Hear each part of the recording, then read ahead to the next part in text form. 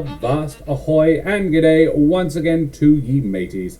I be your, just a player this evening, actually. Ha ha ha ha! DM Josh the Pirate. I'm normally the DM, I'm not tonight. And channel runner for this evening, Josh the Pirate, and I'm here with my lovely cast for another Candlekeep Christmas! Just the 6 days of Candlekeep this year. It's been a long year. We're very busy. Very important people.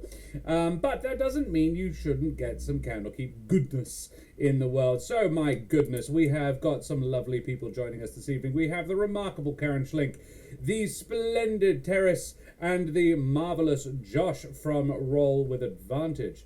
And joining me to underneath, there we are, that one down there, in the DM spot for a change, is the splendiferous Brendan, who will be joining us back on Thursday night for to reprise his role as Eric for not the finale of Elements and Evil, but the finale for the year.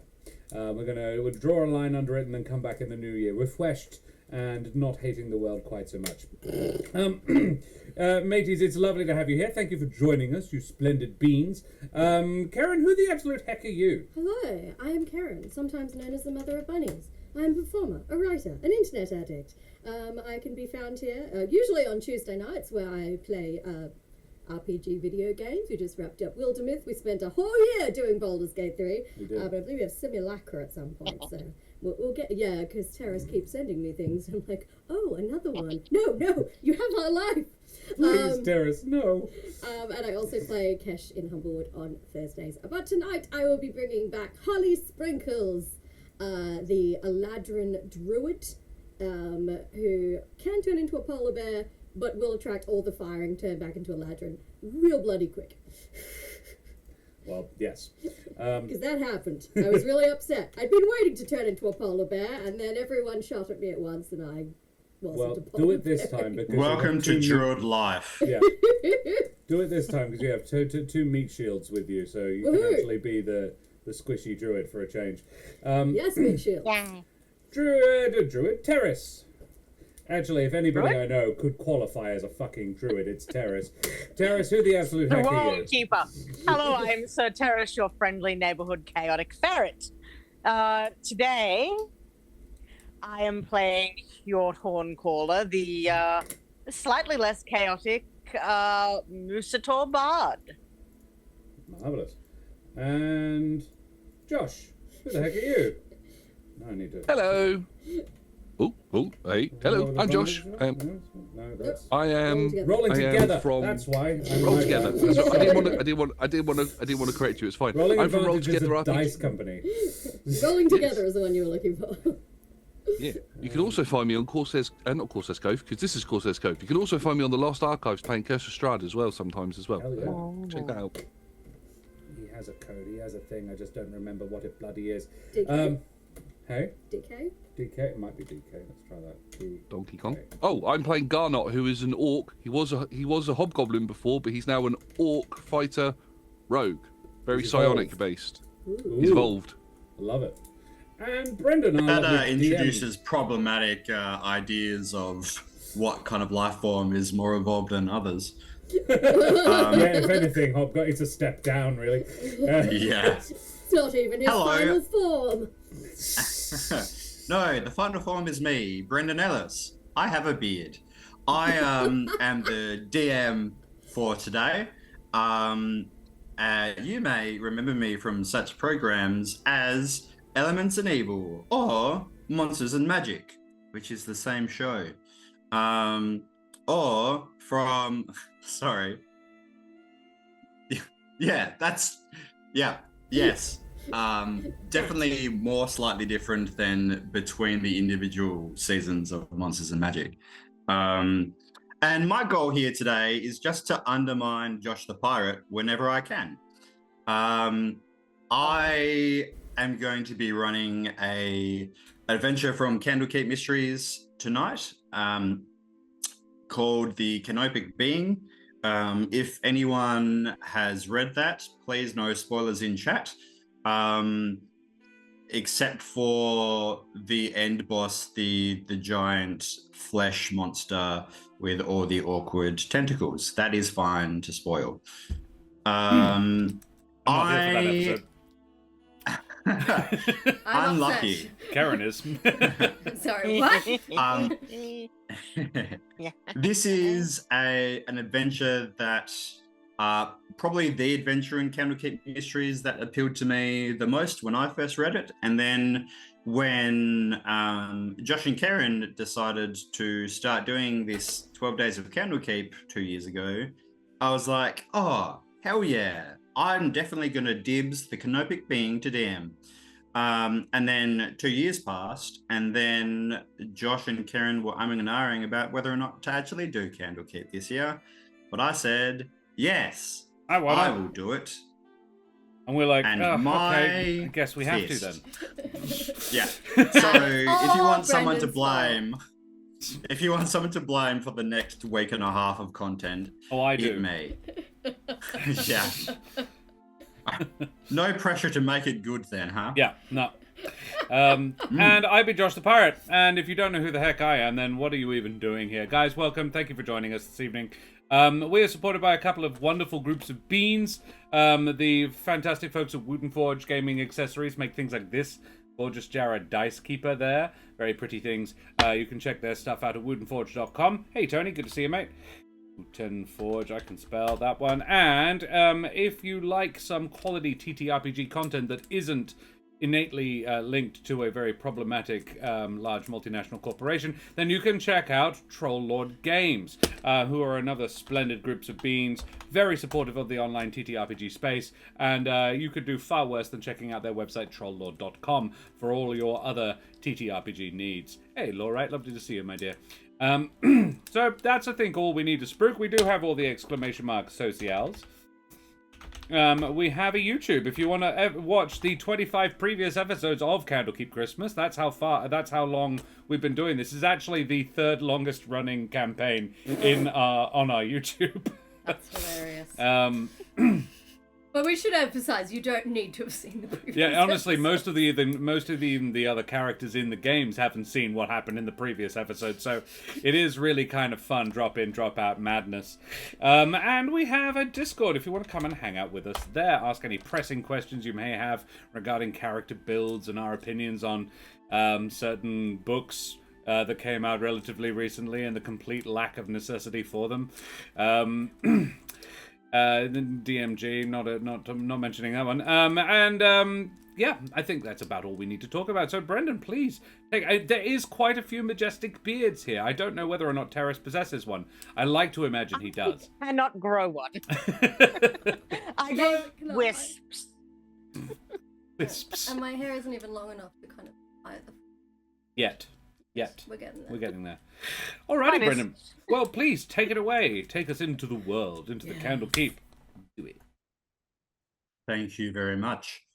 We return once more to the Candlekeep, the huge library run by monks and scholars, to which our heroes today have dedicated themselves to serving for whatever reason.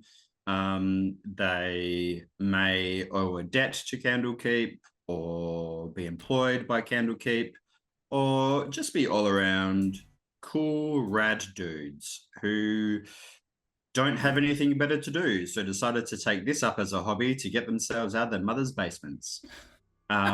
For whatever their reason for being present is, they are all summoned by the bookworm, who has traditionally acted as their primary quest giver, for lack of a better word.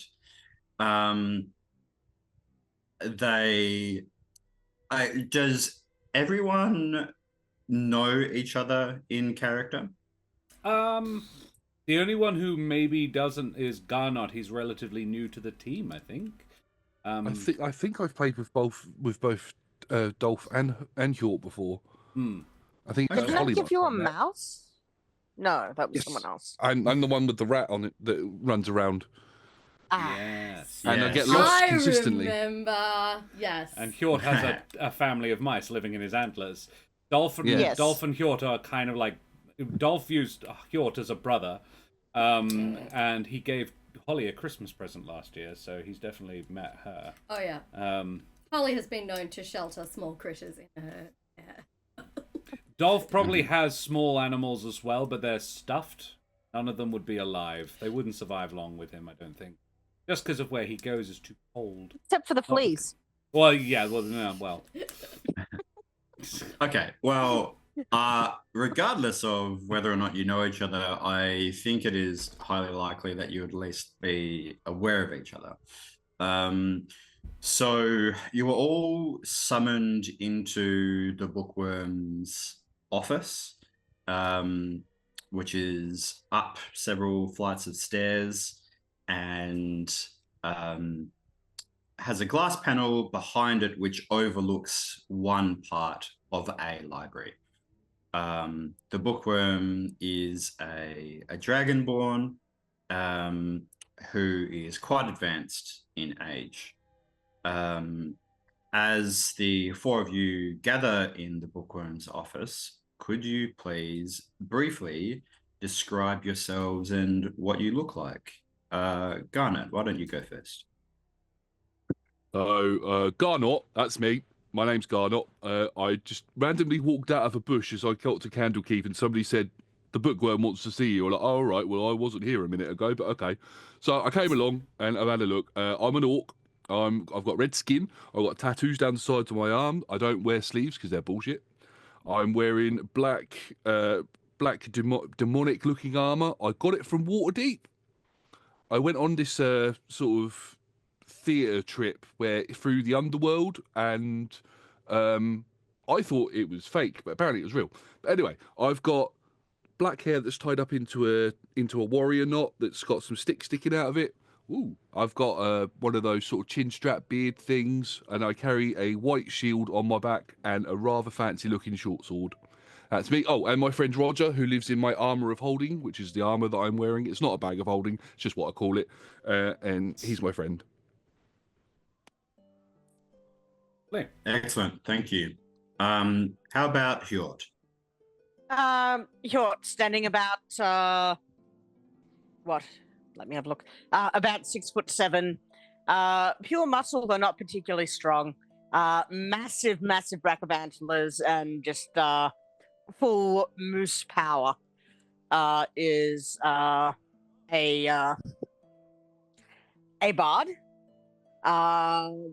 Looking at his antlers, you will see that there are sort of intricately carved little knot holes and things in there at the moment, and sort of fabric and knitted bits and bobs hanging off the tines, all of which have mice just living in it. He is infested with mice this year.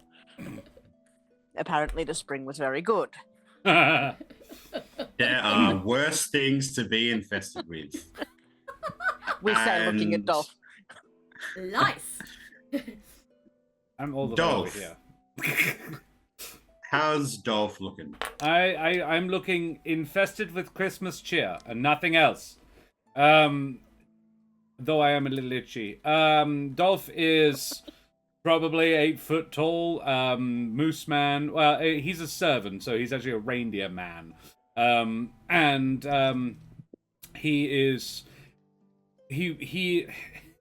He's wearing basically just his fur. I think there is a white and red striped loincloth, and some sort of red leather straps lined with bells, not unlike a horse's tack.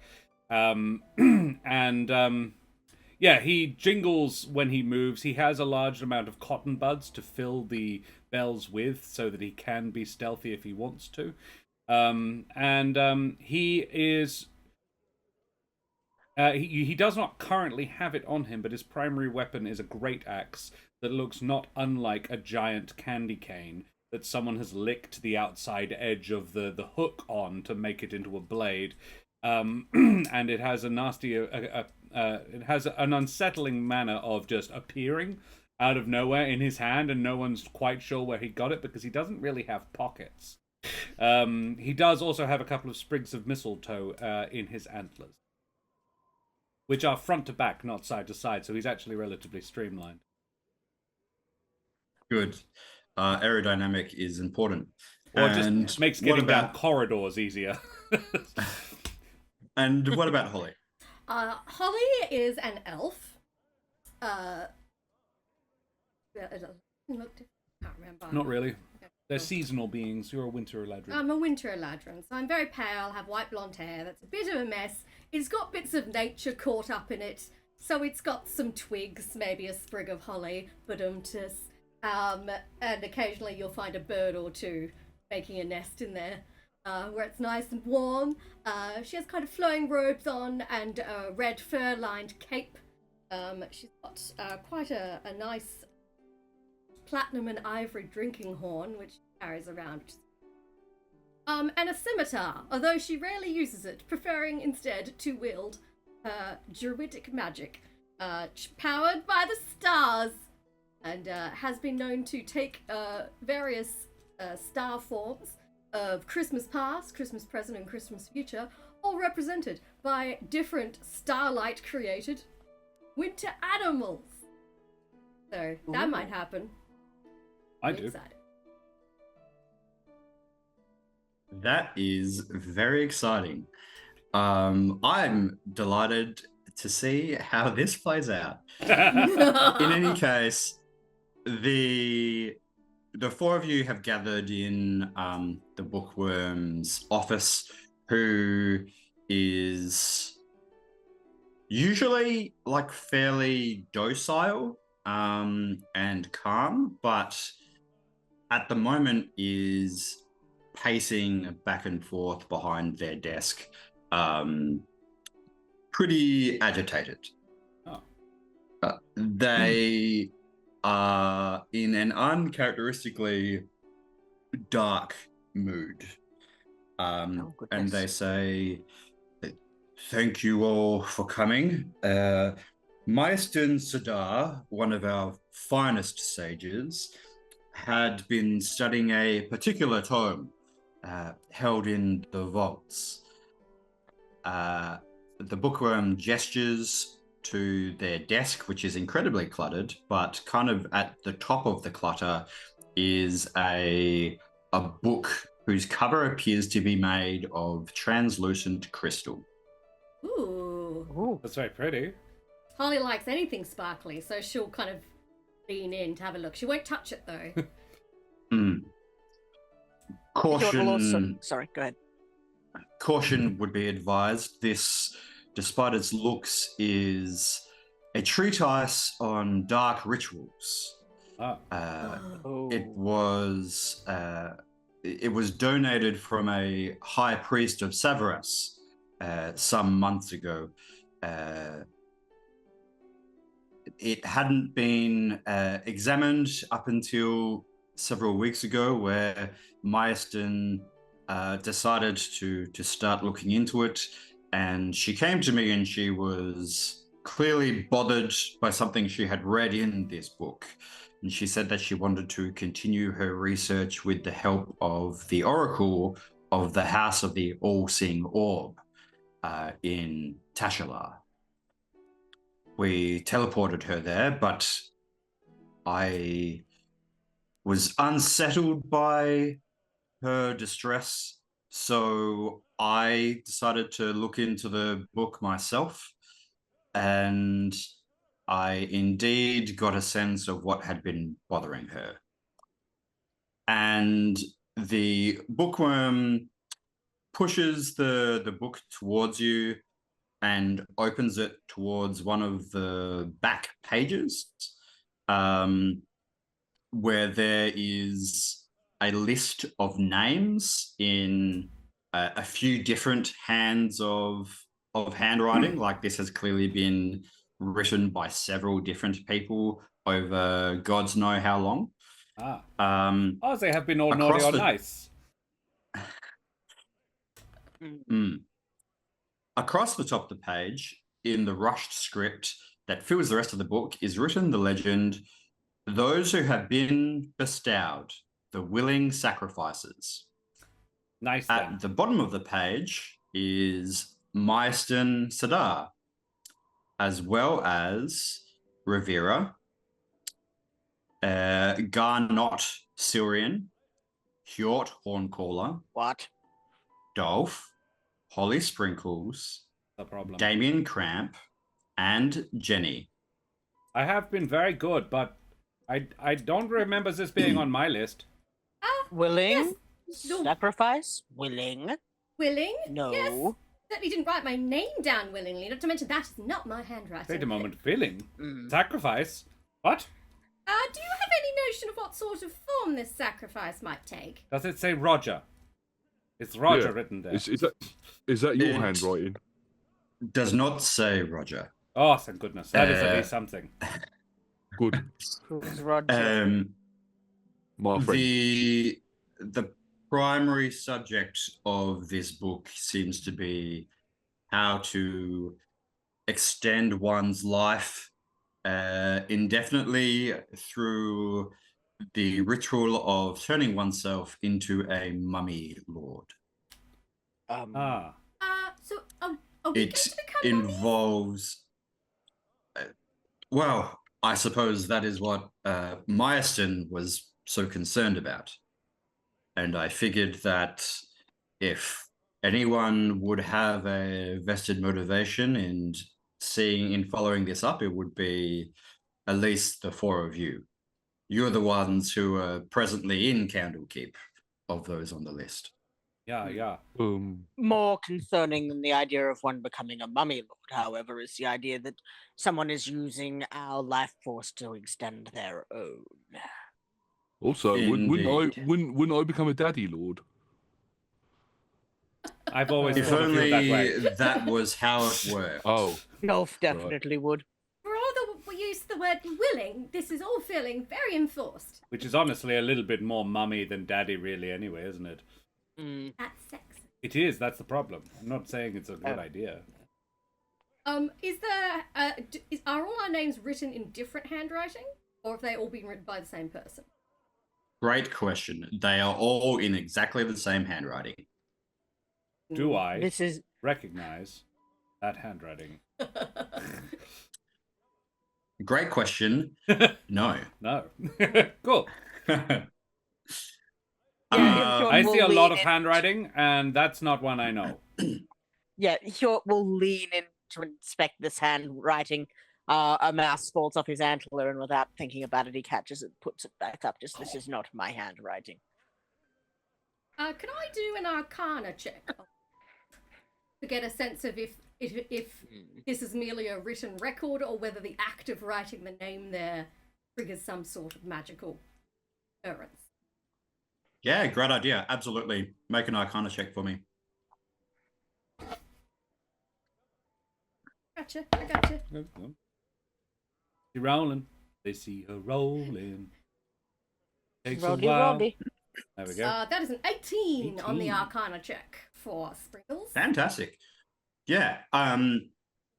You pick up the book because it is not cursed, and I just want to dismiss that concern for you. And you look it over both on the page that it's open as well as on its cover. You do notice that embedded in the crystal cover are these green gems shaped to look like eyes. And you do notice that every now and then these gem eyes shift to look at someone else in the room. But apart from the enchantment to make that possible, there doesn't seem to be any deeper inherent magic associated with this book. So it's not like the Death Note where your name has been written, Cool. therefore your spleen has disappeared. Cool. I need my spleen. Well, the good news is, merely the act of writing our names in the book doesn't appear to trigger some sort of magical occurrence. But I still think it bears investigating AQAP. Yes. Can you, Brendan, please remind me, the bookworm's name was not in the book? No. But the lady the who first name opened of- it was. Yes. Ah. Yeah. Cool. How old does the writing look? It varies. The writing that has your names in it is undeterminable by age, but most of you would know that means that it is relatively recent, like it's not ancient. Although most of the pages, like this book itself, is clearly very, very old. A lot of the pages are yellowed, but I suppose the writing, which contains all of your names, is the least faded. Cool. I don't like this. What's to like? No, I feel like we should go and consult at this temple as soon as possible. The name of the man who gave the book, I'm mildly curious what he was here to look up. But also, what was his name? And it's not in the book, Is actually it is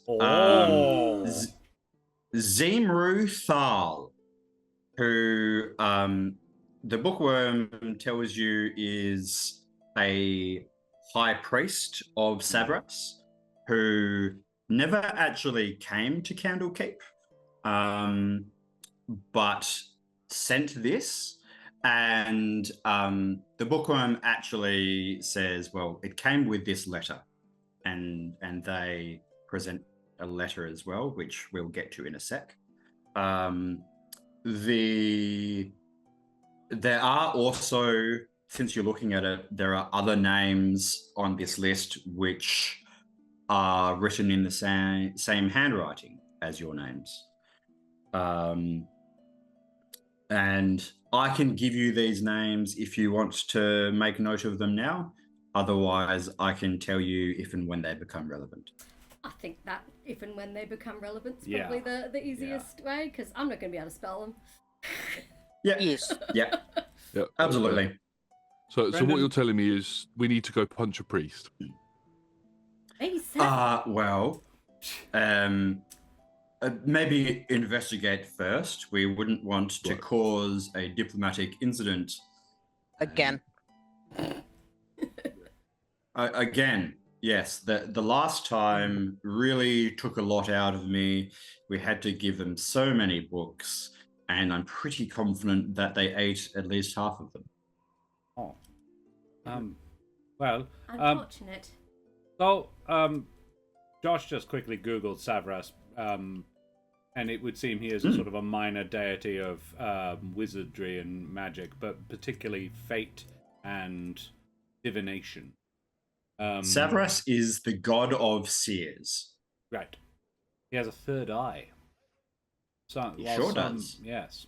Andy. And is associated but not necessarily linked with Mistra. Main duty was to monitor the casting of epic magic. Neat. Is he widely worshipped? No. He is known as the god of seers, but really he's closer to a demigod, Right. or like he almost cultish, Right. where like he is recognized as part of the general pantheon, but whereas most devotees of the pantheon itself would refer to him as like an associate or servant of Mistra, there is a cult of people who worship him as a powerful god in his own right. Cool. Oh, normally,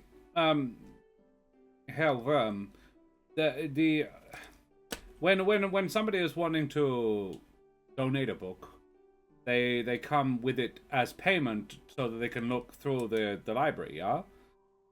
Is it often that we get just random donations? Actually, yes, it is. Oh, okay.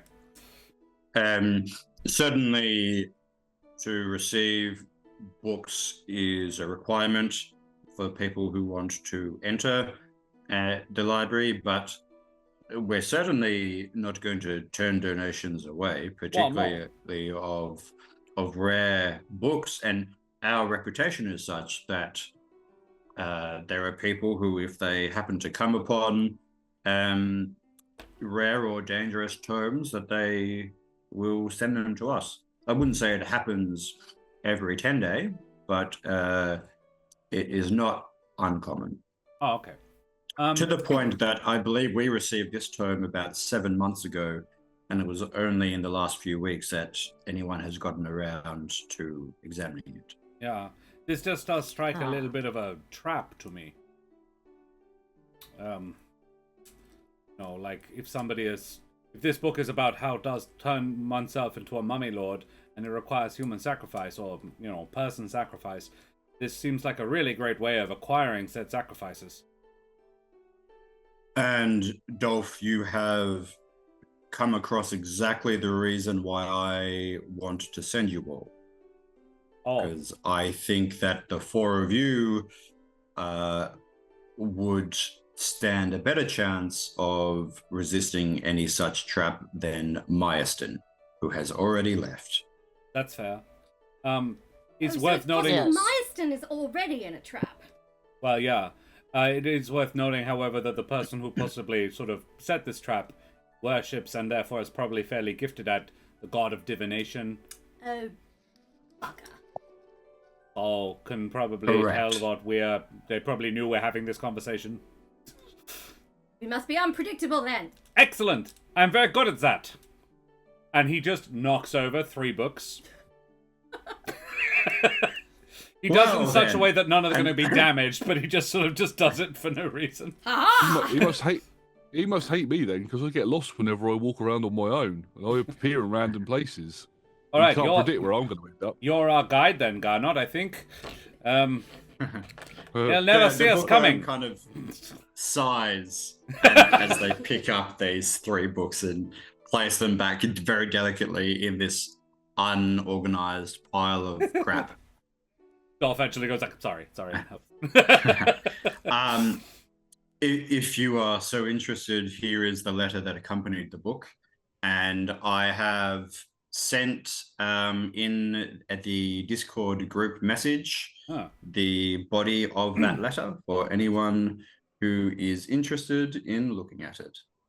The most important thing is there a return address for this book? Because I have a feeling that might be where we need to go.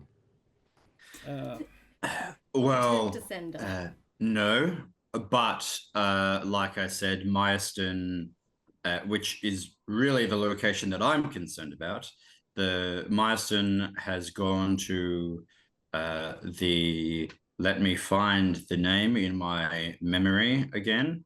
It's in one of those books that Dolph knocked on the floor. Sorry. Yes. She has sought out help from the Oracle of the House of the All-Seeing Orb. Yeah. Which is located in Tashalar, which is east of Cholt. It is not on this continent. It's a long way. Meyerton left there via teleportation, and we can certainly arrange the same for you. Honored to have selected as the first donor and recipient by giving Valen a piece of myself and receiving a piece of her in return. Good. I can help the fate of the world unfold as she has foreseen. If she's so foreseen it, then why isn't it happening? It doesn't need help if it's a foreseen, Wait. Does that say? I'm a librarian, not a philosopher. If it's a trap. Organs, though. Yeah. Organs. I need my organs. Yes. It says whose fates and organs are now bound to the Oracle. So what? The Oracle can just wave her hand and, one of my kidneys flies out. Hopefully. Well, actually, and the bookworm, it takes the book and shuffles through it and finds a page which describes at least a part of the ritual in question, which it is a ritual that requires the person to be present. It doesn't say anything about them having to be willing, but it does mention that once completed, the participant loses memory of it happening.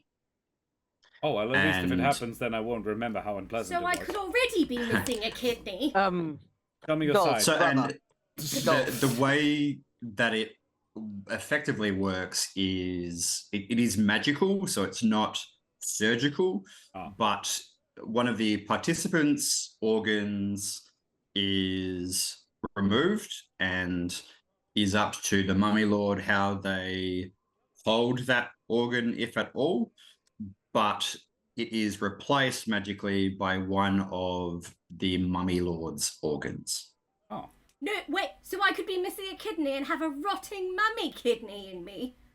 This just gets worse and worse. Yes, I don't like to throw. What if it's our brain?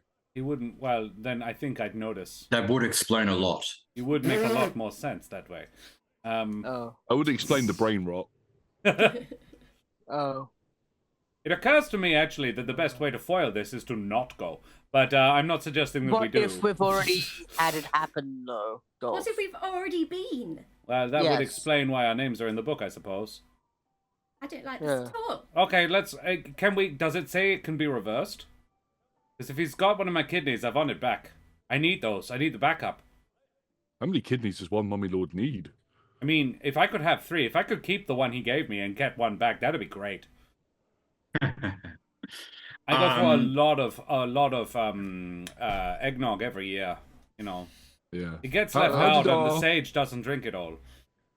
How did our other friend get there? Or how are they travelling there? We teleported her, as we can do for you. Cool. There is also someone asked if it is reversible. Yeah. And there is a ritual mentioned by name, but not detailed. In fact, it has like a C sample page X for the location of this ritual, and that page has been torn out. Oh, Rude! so it's something we could do remotely, I imagine, but we're gonna have to find the recipe. Okay. Yeah, this seems very much up our alley, and I would like it to not be. So, shall we? Is there any way to tell if we're missing any organ?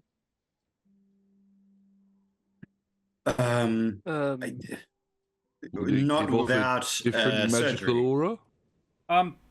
Well, yeah. Can anyone sense like undeath? Mummy lords are undeath. If we've got a bit of that, perhaps. Actually, yes. If you were to cast detect magic, then perhaps that might help. I'm not that way inclined, unfortunately. Holly. I move Don't things with think my I've got mind. detect magic. I could cast identify. I don't think that helps. Spells. Counter No, I spell, don't think invisibility, so. shatter, banishment, guy's self, spirit shroud. No. I Can't help I just picture all of our characters just stood there, just listed off all the spells they know. I've got I feel like that dispel happens at least magic. once an adventure. Oh, at least. But I feel if I cast dispel magic and you did have a mummified liver, say, your liver would just stop working, and that would be... Magic awareness. As an action, you can open your awareness to a presence of concentrated magic. Until your next turn, you know the location of any spell or magic item within 60 feet that isn't in total cover. When you sense a spell, you learn the school of magic. Nah. Total cover would be inside you, so that wouldn't help. Yep. Yeah. Is that why you laughed? Oh dear. Yes. Right, we'll just have to hope our organs are all functional and get this sorted quickly. Maybe one of the ones teleporting in tomorrow will have better luck with that. Perhaps Rivera knows it. Yes, perhaps you can write her a note. Yeah. Cool. Okay. It's really convenient of Candlekeep to give us a schedule of who is due to teleport and swap with which person. Yeah. What? I don't know what you're talking about. If I misty step, do I leave the bits of me that aren't me behind? Again, that would be a bad idea, Dolph. Ooh, what if you change form? You can do that, yeah? Yes, but it changes me and everything I'm carrying, which presumably would include strange organs. Wouldn't it be funny, though, if you turned into a mouse, and then the mouse, the one that the Mummy Lord has is now a mouse's kidney, and it doesn't work very well because it's tiny? Yes, this is all very funny, but I must insist that you... Okay. Yeah. Yes, sorry. Oh, sorry. we were waiting for you to tell We me. were going. I have a small question. I do have the small Yes. question. If we were to have been in this ritual, the creatures on my antlers, they would also have seen said ritual. Yes? Maybe. If they were present, that stands to reason. Would they have lost their memories as well if they had not written in the book? From what I have inferred, I've only briefly read over the thing, but it is only the participants whose memory is erased. So while heading out, he would like to ritually cast Speak with Animals and just ask one of his mouse friends, have I recently been in a ritual that removed one of my organs? Just casually. Yes. No. Are you okay, dude? Yes. We're all really worried about you. It's okay. Has he woken up Okay. in a seedy motel bathtub full of ice at any point? Squeak. What did he say? Cool. We go. We teleport. We waste no Yeah. further time. Excellent. No further time. The bookworm summons the sage to escort you to the teleportation circle that they have in the teleportarium, and they perform the teleport ritual and they send you to another place. TM. Another Oh, place. come on, tablet. You're being really annoying. Okay. No, great. I need a scroll arbitrarily. Sick. Cool. So, Yeah, it turns out, bro, we're all missing kidneys. The Mummy Lord has Wow. an absurdly large number of kidneys now for no reason, and we've all got one of his. I tell you what, something that it does say in the ritual is that, like, the ritual requires the Mummy Lord to give one of their organs to the recipient. So the Mummy Lord can't give more than one kidney. Sure. More than two kidneys. Yeah. Which means at unless least they one of are a us. freak of nature and are born with more. Yeah. Doesn't say they have to do a direct swapsy, so they could take a kidney and, give you an extra appendix. Well, we know for certain that he didn't No, swap they his do skin with anyone. specifically need to do a swapsies. Oh, okay. Yeah. Technically, skin is an organ. Sure is. Really glad. Well, I'm pretty confident that mine I is think you mine. noticed that one. It fits right. Yes. I don't know if it has already been established where Candlekeep is, but I kind of imagine it off the beaten track, maybe halfway up a mountain or so. Probably I think it's on a doesn't snow coast. there all year. There is definitely a Just bay north nearby. just north of Baldur's Gate. Yeah. Great. If only that meant much to me. Fairly, it's south But of coast, Neverwinter, yeah. south of Waterdeep, I think. Yep. So let's say that it's halfway up a mountain because I like that. Sure. So where the air is typically slightly thinner, you all feel a pressure as you are compressed and shunted through a magical wormhole. And then that level of compression is removed as a strong scent of ocean air fills your nostrils, where Candlekeep is almost by definition quite quiet and relaxed. You hear the hustle and bustle of a large group of people nearby. There is a somewhat busy atmosphere in the air, and the air itself does seem not as thin, so you feel like you're closer to sea level. And then what I will say is it is humid.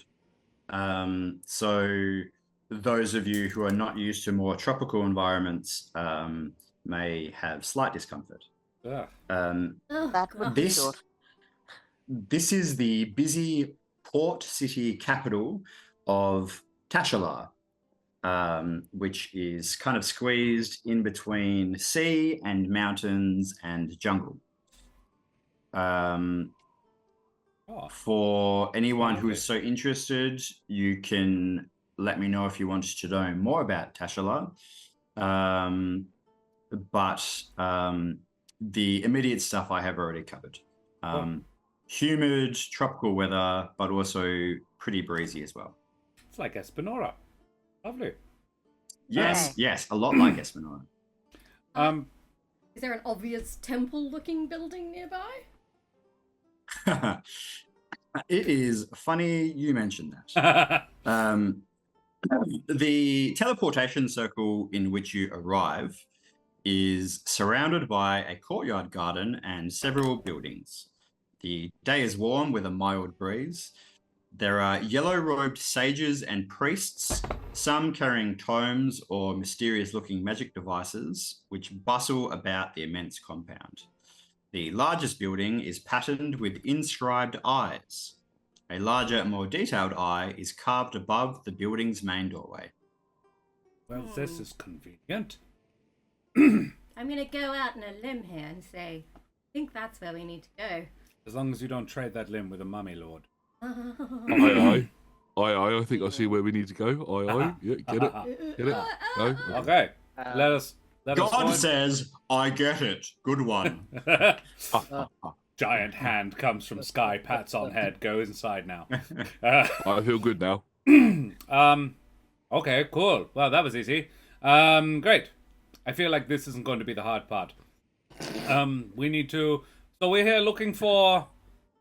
Myerston. Myerston, okay. What, did we get a description of Myerston? You did That not. probably would have been good. Oh, well. We'll just ask at the front desk. Yes, we will do If that. you imagine if you ask about a Candlekeep sage, that will Yeah. probably do the trick. Yes. Cool. We go inside. I lead. Come on, then. Let's go and find Myerston. I'm sure everything's perfectly fine. Just a mistake. Just a sort of, Tiny organ-based What, a clerical error? yeah. People's names get on the wrong list all the time. I'm sure it's nothing. You'd know all about that, wouldn't you, Dolph? Okay. Yeah. You enter. I do. This building is very elaborately designed on the outside and very clearly the one central point of focus. As you travel through inside, it's not guarded or anything. It's just very busy, but it doesn't seem to be like a secret or private place. Once you get inside, it is quite simple. It only contains an altar, and as you kind of walk past some doors, some modest living quarters and a kitchen and a dining area. But other than that, it is all open plan and like pretty simple. The only noteworthy feature is it has a large reflecting pool. So as you enter, several priests are present, all with a third eye tattooed on their foreheads. Yeah. and they are all wearing simple yellow robes belted at the waist with a sash. Many carry elaborately carved and decorated staves. Some are at work sweeping or scrubbing the temple's floors, while others gaze into scrying bowls or scrutinize tea leaves. The priest who sits at the largest table has her tattooed eye decorated with gemstones. Ooh. Her dark green hair is close cropped with a mark shaved into it that matches a sigil on her cherry wood staff. As you approach her, she looks up towards you as she pours from a steaming pot of tea. More visitors from Candlekeep, most delightful. I trust that your journey was not too taxing? Oh, exceptionally easy. It occurs to me, actually, that if you're coming to look for somebody, this is like the place to look for somebody. Yes, with all the Do we- extra eyes. Do we Well- stand out that much? She looks around at everyone else wearing yellow robes and with an eye tattooed on the forehead, and then looks back at you and says, yes. Don't worry, it's Well, a I good mean- thing. In here, but does everybody outside of the temple not look like this? Dressed like this? Or is there a fashion dress code that we should be sort of It's following? winter where in we're the from, town? and not here. This is I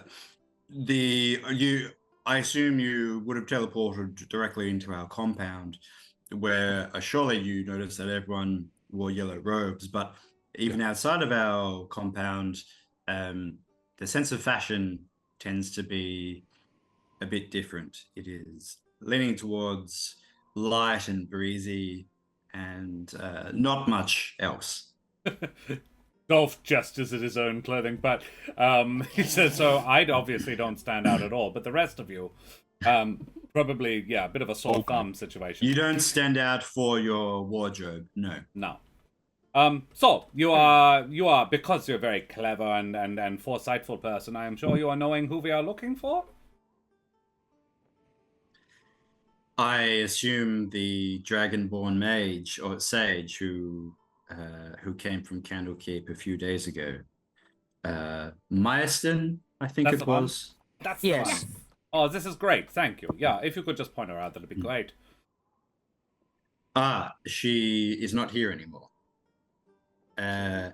She, please take a seat. Would you care to join me for tea? Oh. I would love take it to. where?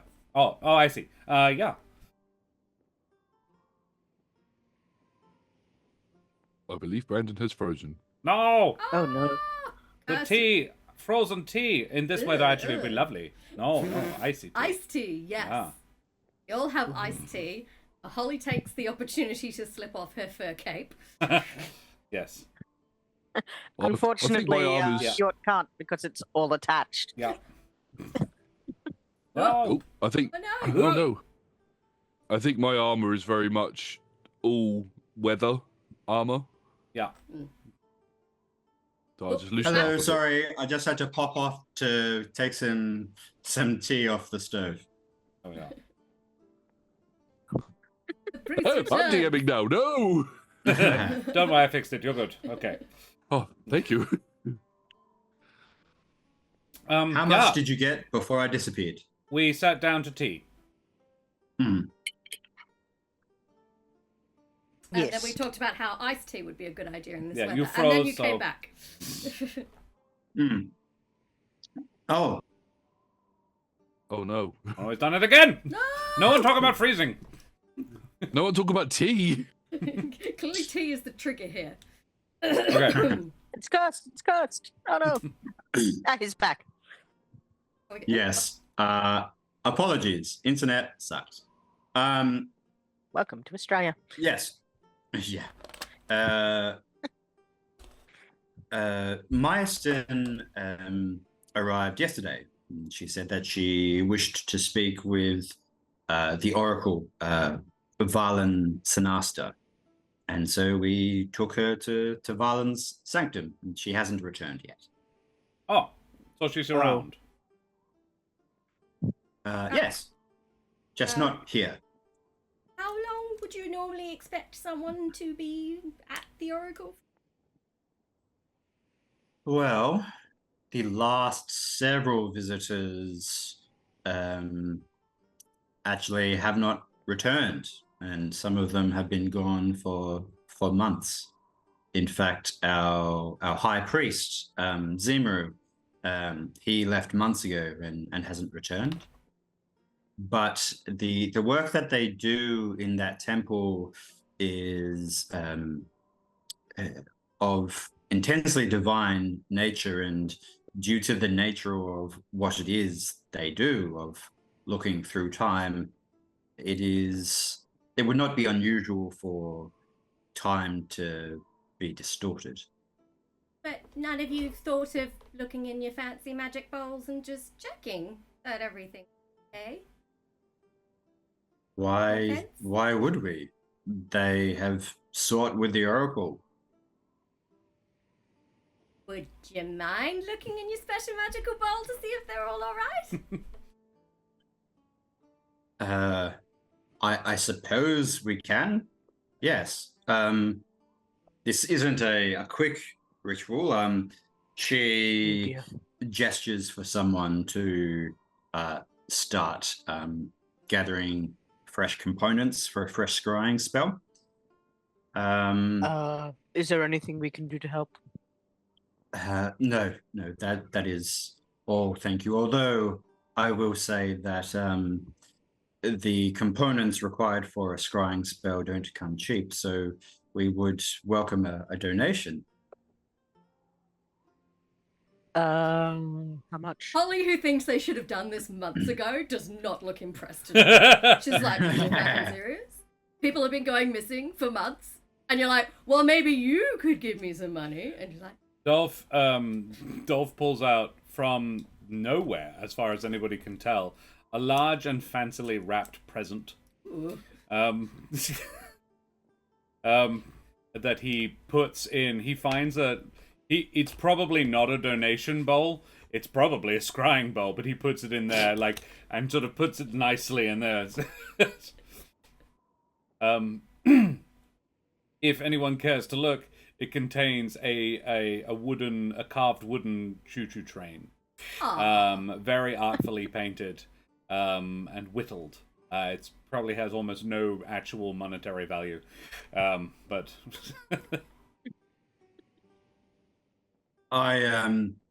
Forgive me. I was really wanting a monetary donation to cover the cost of components. And how much would these components generally cost? If you have to ask, you can't afford it. He mutters to Hjort. Let's say 100 gold. Should we just go and investigate ourselves? It's kind of what we're here to do anyway, so we might as well just sort of wander. If you wouldn't mind taking us to where this place is, we could just absolutely have a look ourselves. Maybe, I don't know. Does everybody else agree? I'm just why not? off the cuff here. I don't want to give this person 100 gold. I'm predicting that the answer will be, "Oh, you can't scry on the temple" or some other rubbish. Lost Archives is raiding. Guys, you bloody champions. Hello. Ahoy, hoy. Good Thanks for morning. joining us, you excellent individuals. Welcome. This is our Candlekeep campaign. We do it every Christmas. It's a drop-in, drop-out style Candlekeep game. We are currently playing episode, I think, 13. The Canopic Being, or Story 13. It's more than episode 13. Guys, thank you very much for joining us, you bloody champions. Owen, you excellent... Yeah, I stole your player. I have no regrets. They're ours now. Honestly, amusingly, I was like, if Josh can't make it, I'll ask Owen. So, let's have a shout out and go back to the game. Thank you very much for joining us, guys. How was yours?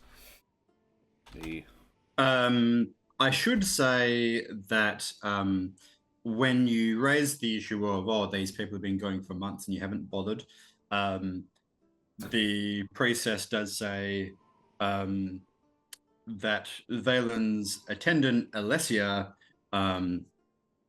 does visit every now and then and gives messages from Zimu, and talks about the visitors who are there. So it's not like they have had no contact at all. And so they just haven't been concerned because there's been a person who has said, "Oh, the high priest is going to stay there for the foreseeable future." Oh, don't you worry. Everyone who's gone missing is very much alive and happy. Don't worry. Holly is super suspicious of this person now. Yes. And they've got all of their organs in the right places. Oh, definitely. They could just be like these other priests that are around here, couldn't they? They could just be working for this Valen person. That is what I assume. I haven't been there myself, but I imagine that is likely what is happening. Did we bring the book with us? I mean, I don't know. Did you? I feel like we would have. I certainly would have copied the list. Because my query would be, hey, those people who went, they wouldn't happen to be opens list, reads names. Any of these guys. Yes. Zeren Zoradius, a human mage. Okuzor, a tiefling gladiator. And Myrstone herself. Yes, they were all on that list. What a surprise. I'm good at this procrastination thing too, aren't I? Okay. And something else I'll give you as well is she did mention Valen's assistant, her aide, Alessia. Is that name in that list? There is an Alessia on the list as well. Oh, tasty. Okay. Alessia, is she looking very well? Yes. Good. Healthier even than normal? No, I wouldn't say so. Okay, good. Right. That's, I mean, not bad, but not good either. That's okay. All right, well, yeah. Okay. Point us in the right direction, please, and we will, yeah. Certainly. Wait. Is Alessia here or at the Oracle? No, she's the handmaiden. She's up at the Oracle. Yes. She is in Valen's temple. Okay. And the only one that's allowed to go from one place to the other. Or at least the only person that you've seen go from one place to the other. Yes, yeah. I wouldn't say that she's the only one allowed to, but she is the only one who has. I can only assume that they are conducting holy rites there, and as the handmaiden, it is not unusual for her to act as a messenger. Ah. Okay. Well, lovely. Then let's go and pay them a visit. And he picks up the present. Little dance now. Tucks it under one arm, like, fine, if you don't want it. Sure. I'm sure the Oracle would like it. And yeah, sort of huffily walks away.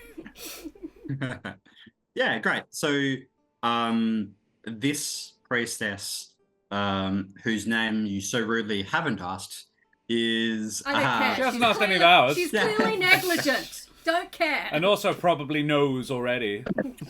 Yes. She just called us Candlekeep people, so we're just going to call her Eye Priest. Or Great. Oracle Priest. She's not the High Priest. There we go. She leads you towards the back of the temple, and out a back door, to a nondescript and locked shed in the back of their compound. There are several acolytes standing guard there, but as they see the priestess walk towards it, they take a step away, and she takes out a key and unlocks the shed. Not suspicious at all. Not weird. I keep all my oracles in a shed in the back garden. This is at Valen's request. She, if her location was public knowledge, then she would be inundated with people at all hours wishing to know every detail of their future. Oh, but she's actually in the shed? Well, not in the shed. The priest walks into the shed towards the back and lifts up a panel on the floor to reveal a trapdoor. Oh, under the shed. That's way better. That's even worse. Is anybody else getting kidnappy vibes? Since the beginning, Oh. I'm pretty sure. Aren't we sure that we've already been kidnapped at least once? Oh, in for a It's true. penny, in for a...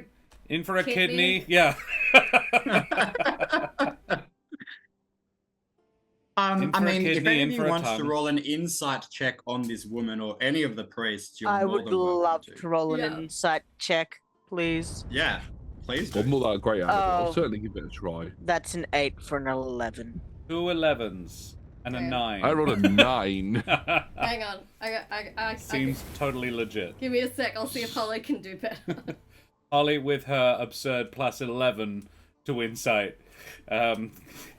That's Wisdom good, cast- baby. Plus 11, is it? Yeah, High? it is, because I checked it last night. You're a plus 5 from your wisdom, and then we're level 13, so you have a plus 6 proficiency modifier.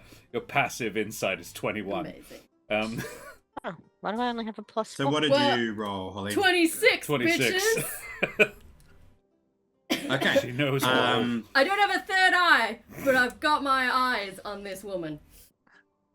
All right. So Dolph, Hjort, and Garnott, everything seems legit. Uh, Holly, Right. Mhm. everything seems legit. Shit. This priestess either has no clue she genuinely has no clue of any untoward business. As far as she is concerned, everything is well. It is not suspect, at least as far as she is concerned, that there is an oracle hiding under the shed in their backyard.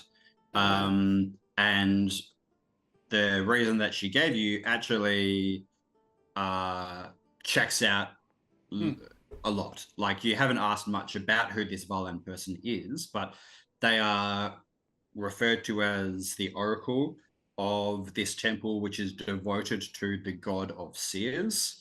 So you imagine that she mentioned before that the high priest Zimru went to consult with this oracle.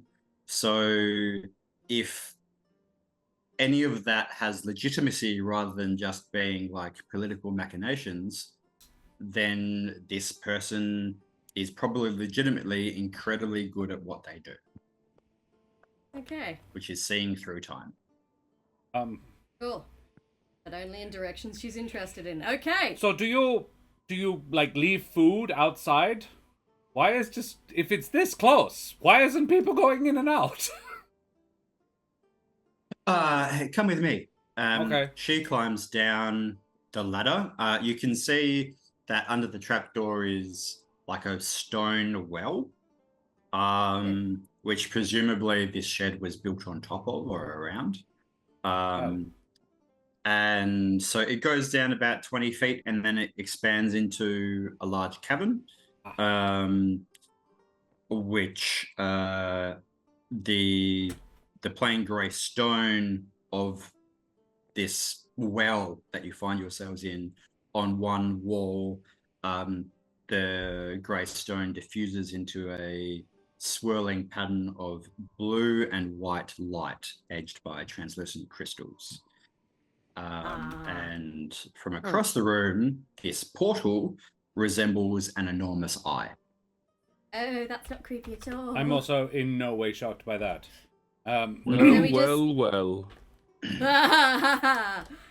I think I see what we have to do here. Yes. As I said, Alessia does come and go fairly frequently. She also has a key to the shed so that she can get out when she needs to, obviously. When I'm not awake, to see that she's arrived. But she doesn't tend to come for food very often. So I presume that they must have some other way of making or sourcing food. Hey, Cool. Good So we berries just, all round. walk into the creepy eye. I love walking into creepy eyes. Okay. You coming bye. with, or you? Yeah, thank you. Bye. Uh, Honestly, Did she seem legit to you, Holly? She seems oblivious to anything bad happening. It worries me that a divination specialist doesn't have an inquisitive bone in their body.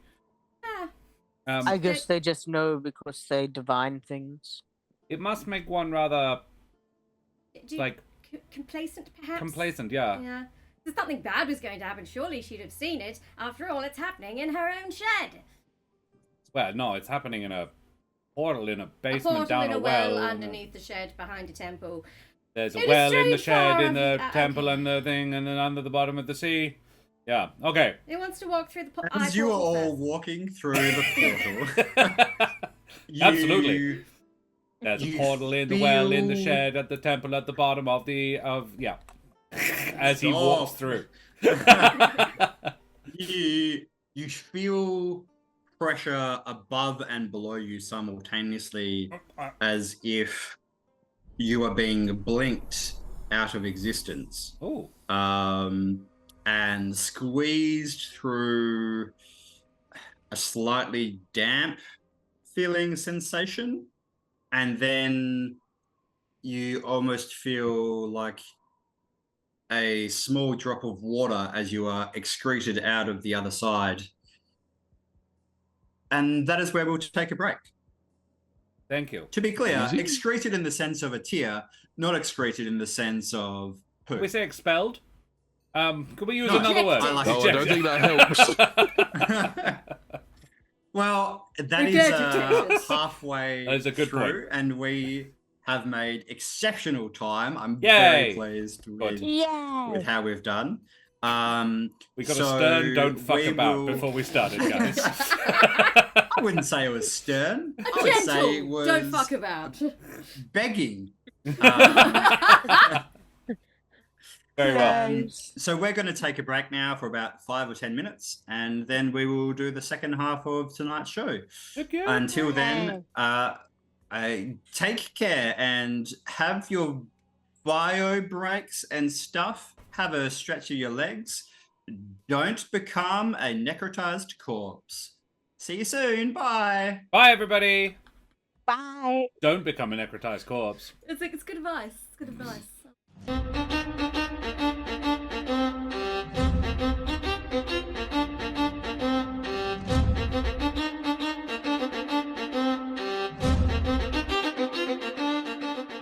Vast ahoy and g'day, mateys. We be back. Let's go, girls.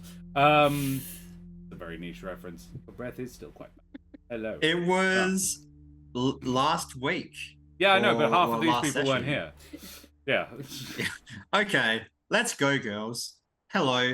If you are just joining us tonight, I'm the DM tonight. I am the Yay. DM now. Look at me. I am the DM. Majestic. Well, thank you very much, Terris. You get inspiration. Really? Legitimately, I'm just going to give you inspiration because I can do that.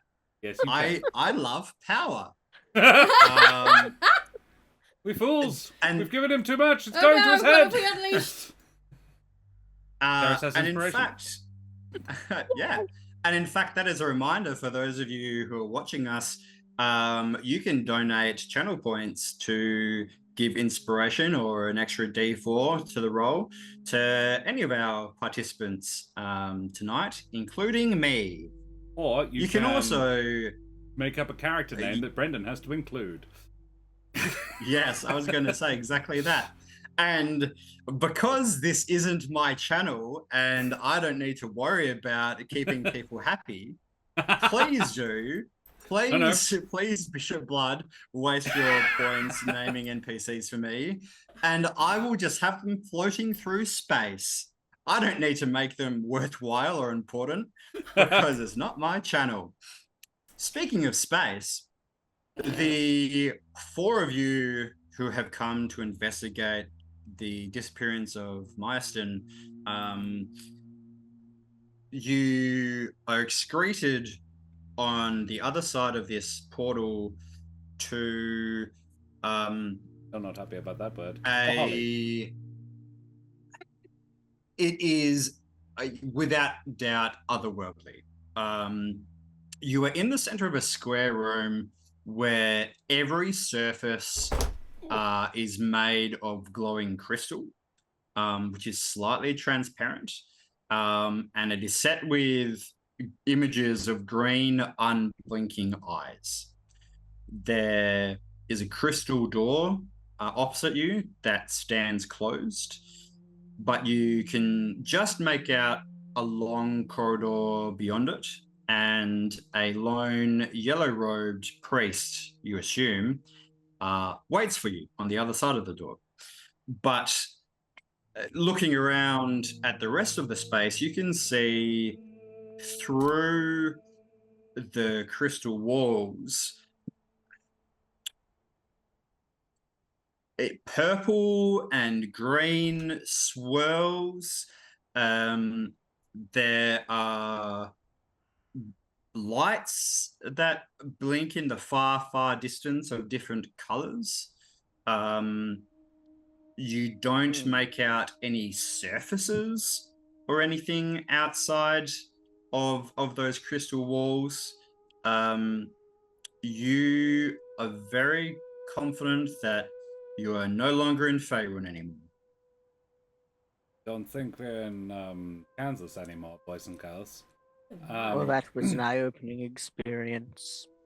Ah, I am so looking forward to 3 days of eye puns. aye, Captain. So that is an inspiration for Holly and for Garnott as well. There you go. Roro's got a lot of channel I see points. what's happening. Roro is stacking the deck. is giving inspiration to people and hoping that people are going to give inspiration back to her when it's her turn. Well, I don't know that I could do that. I think it would be very completely inaccurate for me to. I have loads of channel I points. see what's happening here. Good cop, bad cop. Gonna cop an eye full of eye puns. Yep. At least it wasn't a listening one.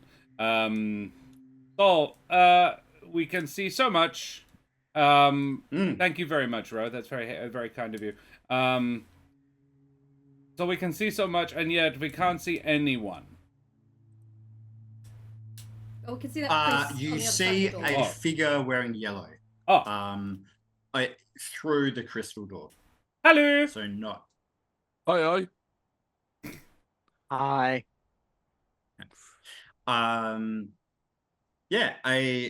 When you wave, the figure will come towards you and open the door, and it is a young human woman who says, "Hello, I'm Alessia. Welcome to the temple, Valen's temple." Yeah. Alessia, we are looking here for a friend of ours.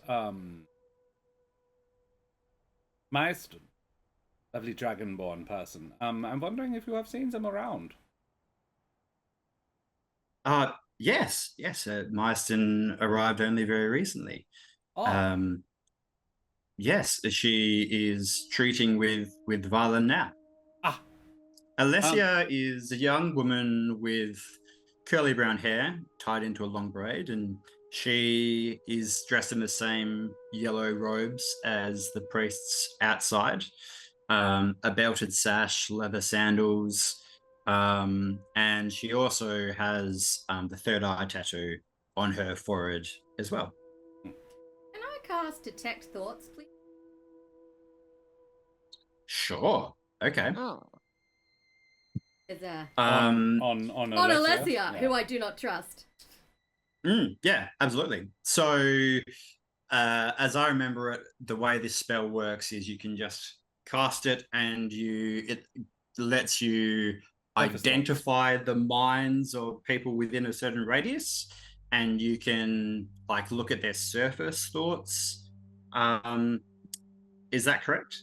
Yep, give me 2 secs, I'm just finding the You can read the thoughts of certain creatures. When you cast a spell, and as your action for each turn until the spell ends, you can focus your mind on one creature that you can see within 30 feet. If the creature you choose has an intelligence of 3 or lower, it doesn't speak any languages and not affected. You initially learn the surface thoughts of the creature, what is most on its mind at that moment. As an action, you can either shift your attention to someone else or attempt to probe deeper, which makes it a wisdom save. I'm just Mhm. getting her surface level thoughts. Yeah. In case she's thinking, oh no, they're looking for Meyerton. I must kill them. Yeah. Okay. She is not thinking that. Great. She, her thoughts are along the lines of, more people seeking audience with Violen. Fantastic, amazing.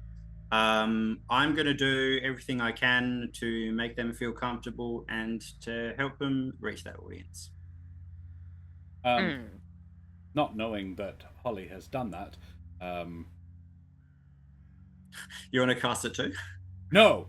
No, I'm considering doing something else, but I'm like, but Dolph wouldn't necessarily know to do this because but he would probably, I think he'd still do it, but he wouldn't do it necessarily with the idea of helping Holly, just to see if she reacts to it.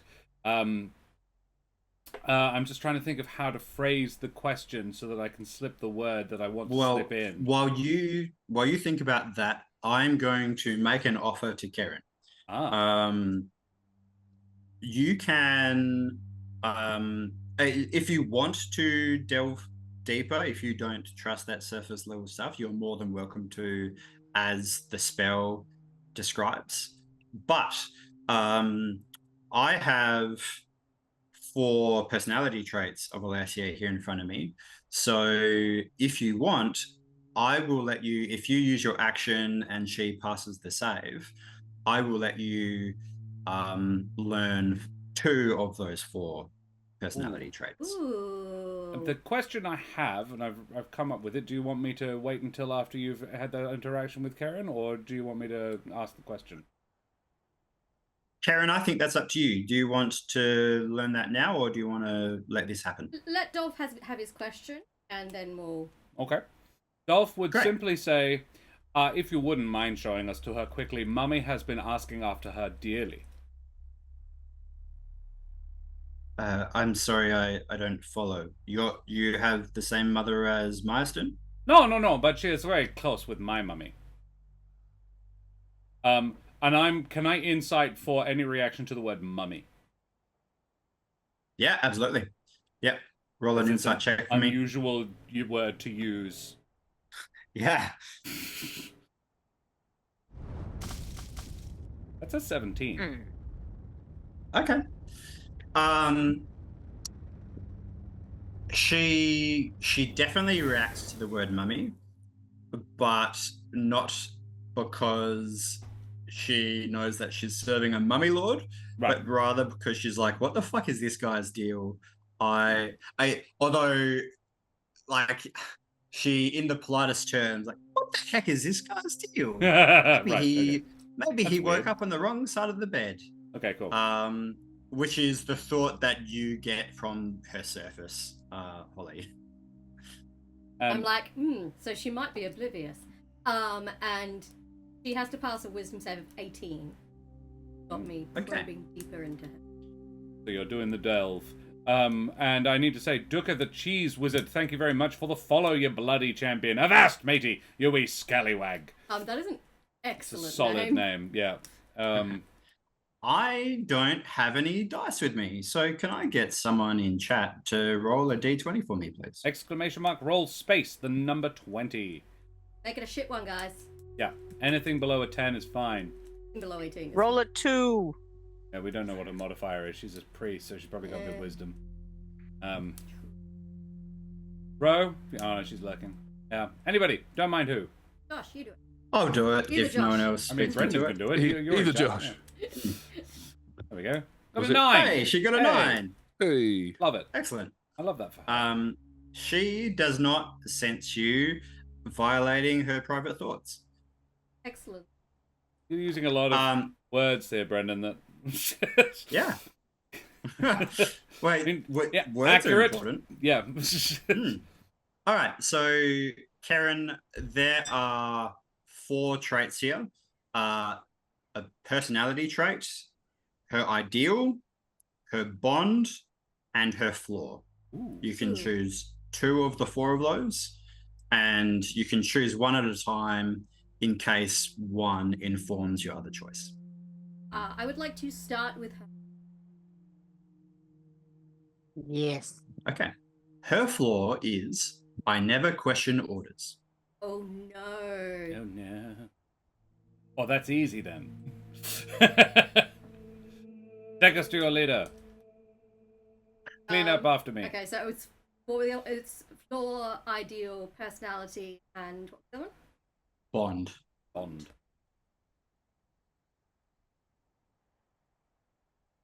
Go with Bond. Okay. Her bond is I faithfully serve Valen Samaster, the living embodiment of the divine will and power of Severus. Yeah. No matter what shit he's doing, She won't question it. She'll just do it. Great. Holly has Garnott's... a sinking feeling that Alessia is helping to do something Oh, definitely. very unsavory. Okay. Hjort, Garnott, do either of you wish to do or say anything? I think Hjort is good right now. He is. How to word this? Is he aware that they are on a different plane at the moment than where they were before? That is entirely up to you. You can roll for it if you like, or you can just choose to incite that. I would love to roll for that. Is yeah, great. It's up to you if you want to make this insight or arcana. I'll make it. Where's my nature? I'll make it insight because he's better at that than the other two. You ain't that right. But he has rolled a 6, so Okay. I will extend that check to everyone else as well if you wish to. Either arcana or nature or insight. Is there anything else to learn from it? Because I would argue Dolph has plane traveled a lot. Probably. Well, I'm actually not going to answer that. Okay. Garnott also has, but has not realised that he's playing travel quite a lot. Yeah. I'll go nature. Why not? Okay. An 18 with my +1. Yeah, great. Yeah, it is very clear that you are not on the material plane anymore. But in fact, because of your experience in traveling planes, you do not believe that you are on a known plane of existence. You are not in the astral sea. Ooh. You believe that you are in a demi-plane, which is probably something that you have a lot of experience with. I imagine the Sage utilizes demi-planes almost exclusively for very different I pull uses. one around fairly regularly. Yeah. I would like to ask Alessia a question. Yeah. Well, I can still hear her thoughts. And besides, You have already used your action to delve deeper, so the spell has ended, unless you wish to cast it again. It lasts up to a minute. Yeah, or until you use your action to get deeper thoughts. Right, I didn't realise. Yeah. I'll ask the question anyway. Alessia, the priestess mentioned that a number of people had come to see the oracle and not left again. Are they doing something important at the Yes, of course. Yes. No, don't worry, sorry. Yeah. Say that as if they're always doing something important. Well, sorry, I was interrupted by the DM thinking one of the players wanted to interject. No, of course. They are communing with Valen in the Observatory of Fate. Time, I think I see what's going on here. Time passes differently in the observatory, so it's not unusual that we'll have people come in trying to rescue or find someone when, as far as they're concerned, they have only been communing for a matter of minutes or hours. Oh, right, I see. And in her head, Holly's like, this girl is completely oblivious. I what I will give you is, let's say you asked that question before you dove deeper. I'll give you this one last thing. Her surface thoughts indicate that she is not lying, or she does not believe she is lying. Cool. And then your spell ends. Well, let's go see Meist and see if Meist. Yeah. I think that's a great Yes. idea. We obviously we're not wanting to disrupt anything or anything like that. We were the head reader was just a little concerned. So we thought we'd just come and check up. Yeah. Yes, of course. Well, you are more than welcome to explore the temple. Valen foresaw your arrival, and that's why I was waiting for you. I'm not because surprised. She told me to expect you. Yeah. So she has said that you're welcome to explore, and that I think she said your meeting will be determined as fate wills it. Oh. Is there any way she would like us particularly to have a look? I don't understand. Okay. No, then if she has not expressed that, then that's fine. I was just wondering. Although, I must warn you that if you do travel, she walks back out of the portal room that you found yourself in into the hallway just beyond the door, and I have sent you a little snippet of map in the Discord message. Thank you. She walks to stand in front of a door, and she just kind of says, as an aside, this is my chamber, but this way, and she gestures to the north of the map. This is the testing chamber. So I must warn you that you can do as you wish, but if you damage the dais,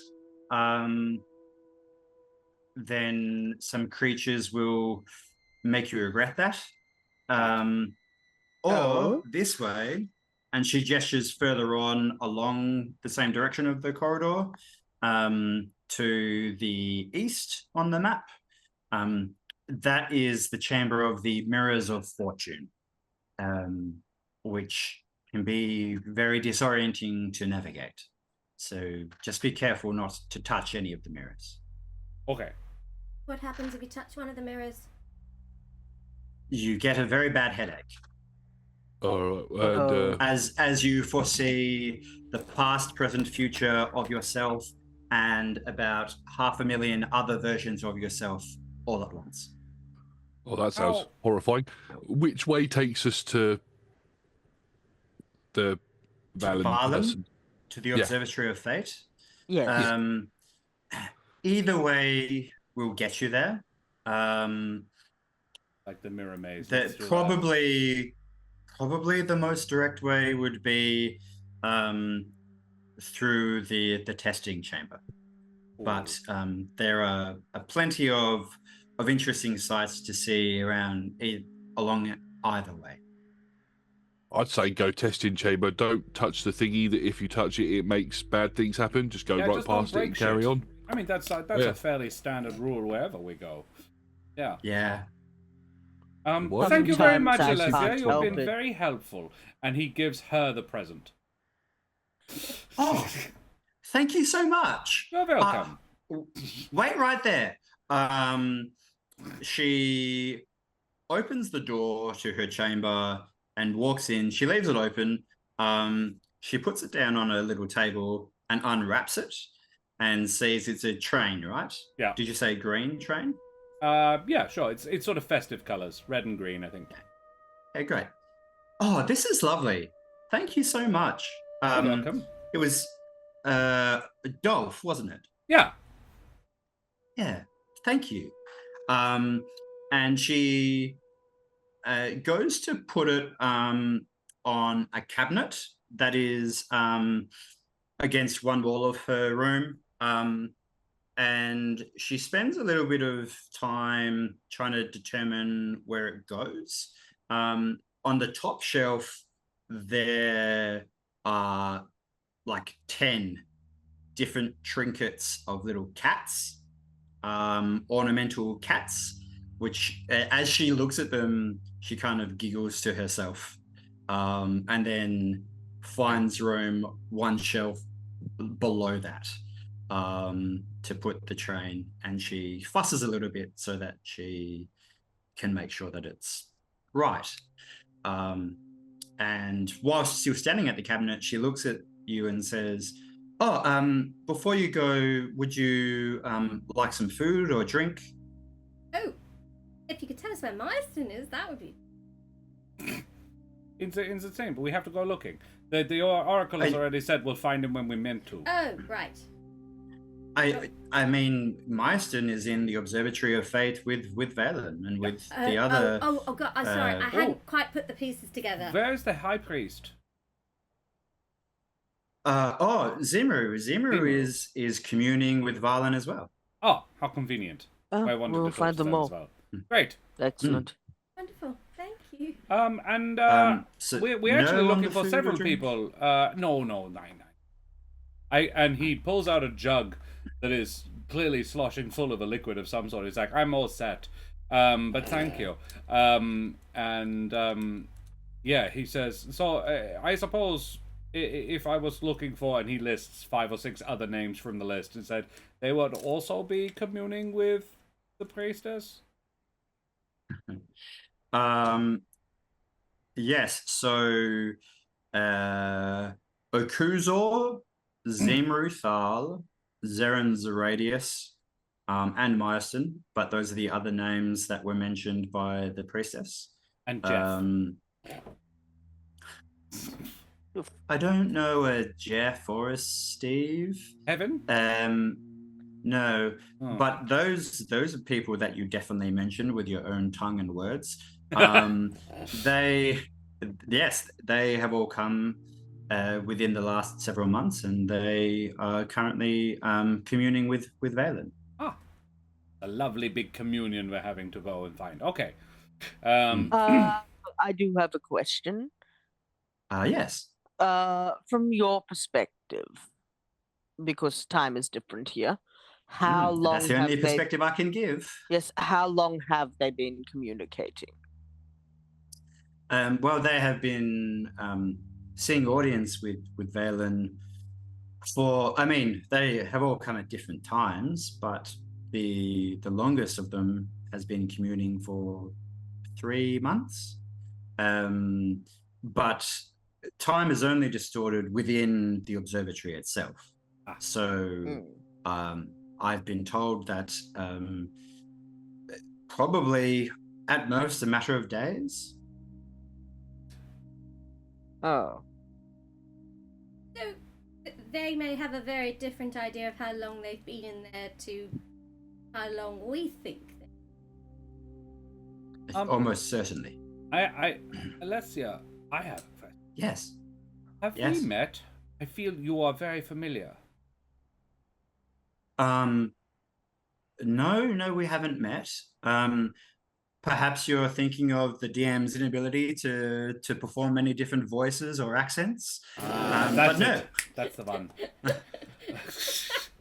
You sound exactly like a different priestess we met 5 minutes ago. You showed us through an uncomfortable generic eye. white young woman. Yeah, it's yeah. a thing. Yeah. Yeah. Have you seen the guy who's giving my voice right now? Like he's usually like this. That's very. He only meta. has a range that is so great, you know. Professional improviser. Don't know if you guys know. I was really hoping that you would take into account more like my tone and my speech pattern. But, I did. I was. You know. No, Dolph was trying to figure out if this woman has seen him be abducted. I mean, you want to roll insight?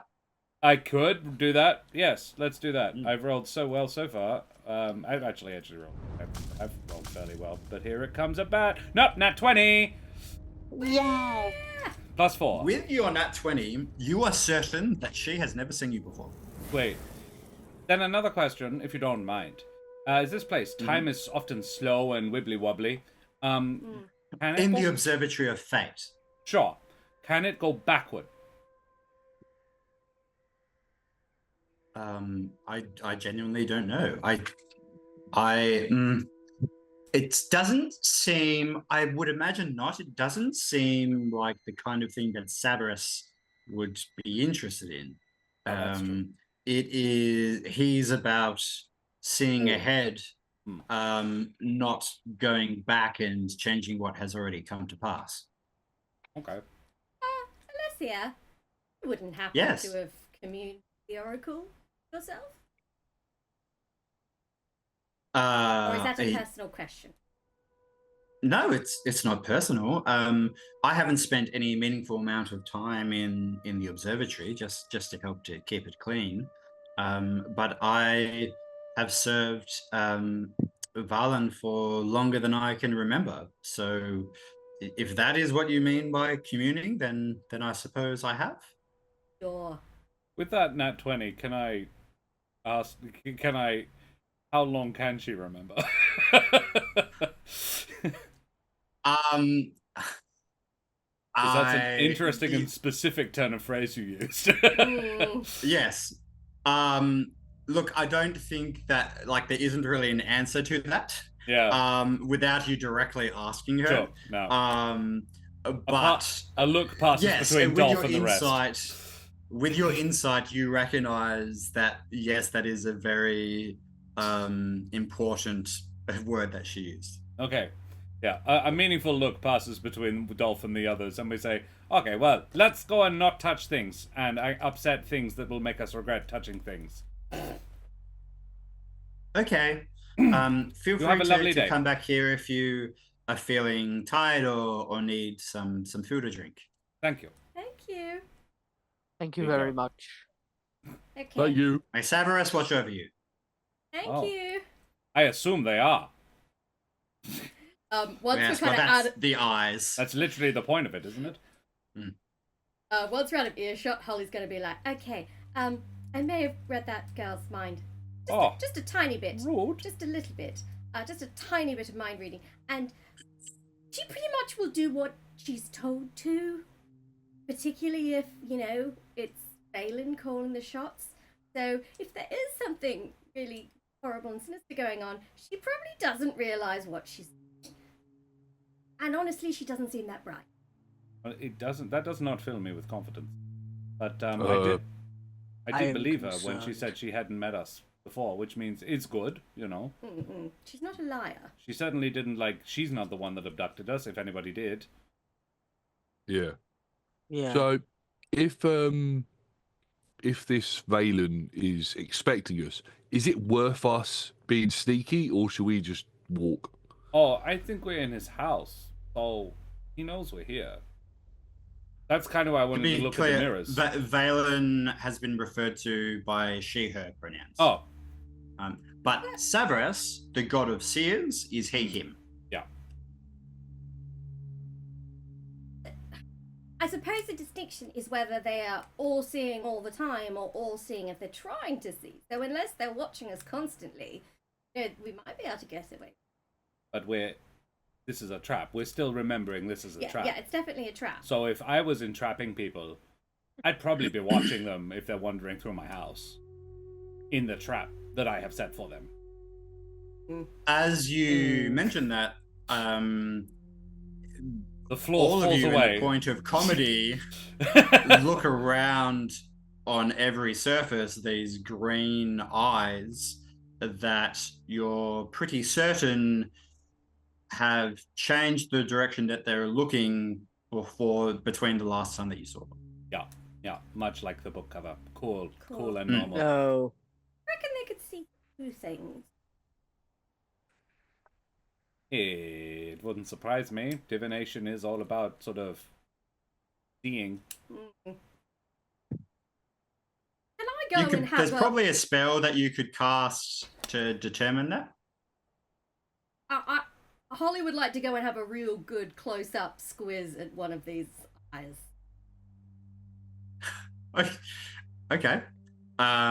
You do that. They are made of some kind of green jewel or gem. And they don't track you in real time, but like if you move position and you're looking at them, they won't move. But if you close your eyes and then open again, they have then readjusted to your new position. I'm going to cast magical awareness because I'm a wild magic barbarian in part, and I would like Just to know... before you do, Holly, was there something else you wanted to do with these eyes? I would like to do an Arcana check as well. Okay, go ahead.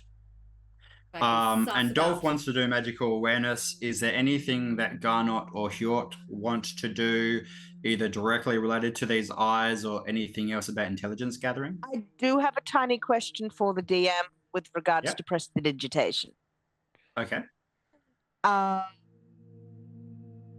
Dirtying an object is a instantaneous effect. Do you rule that I can only have 3 of those up at any one time, or could I feasibly, as going along, just prestidigitate every eye I see to sort of cover it in a slimy film?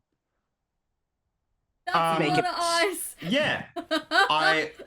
I think that's fine. Like, if you were to do the opposite of prestidigitation and clean a person, Yeah. when you clean your 4th person, it's not like the first You one become will dirty again. get dirty again. So yeah, Excellent. I think that would be fine. Yeah, he's just trying to sort of grime up these eyes to obscure their vision a little, because he's a little creeped out by them. You're excreting a lot all over those eyes. I definitely am, yes.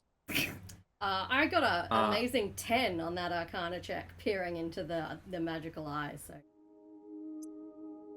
They sure are magical.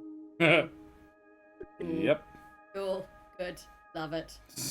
Holly had like the hairs on the back of Holly's neck are just standing up. She is, Mhm. she feels very exposed right now.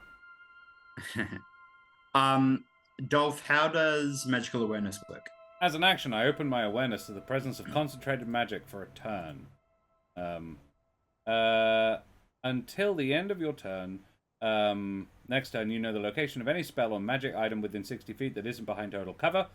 And when you sense a spell, you learn what school of magic it belongs to. I'm going to be very shocked to discover divination is the spell. What radius is it? 60 feet. Okay. And let I me presume check. we're in the training room because we wanted to be out of earshot of Alessia, so there's probably an item that we shouldn't be messing with within 60 feet of me. I have assumed that you were kind of in the intersection. Okay. But you otherwise, yeah, you four tell me. I'm going to come up with 3 possibilities that make sense to me. Okay. Either in the intersection, in the testing chamber, or in the portal chamber that you started in, because that is a place that you know has been safe for you. I feel like just walking down the corridor a little bit and like waiting outside the testing room. Let's go say the intersection then. Yeah. I'm Yeah. up for Yeah, that. that'll work for me. Okay. Great. Okay. Okay, Slime on all of the eyes so- as we go. Yes. For the next 6 seconds, Dolph, you are inundated. Oh, You are assaulted by magical sensations, which I'm going to say mechanically stuns you for the next round, the next 6 seconds. Not that that really matters right now. Yes, divination from these surprise. eyes in particular. Probably, in fact, aberration abjuration. Yeah. Abjuration from the crystal surfaces. And you're within 60 feet of the chamber as well, so an aura of conjuration from inside Alessia's chamber, Ooh. which she has walked into and closed the door on. Yeah. Oh, that's totally covered, so I can't and- sense beyond the door, I think. Ah, well, then you don't sense that, you naughty boy. How? Why? No. Whatever. You I've got get my it eye anyway like because looking you're that under the good. door cover. Yeah. And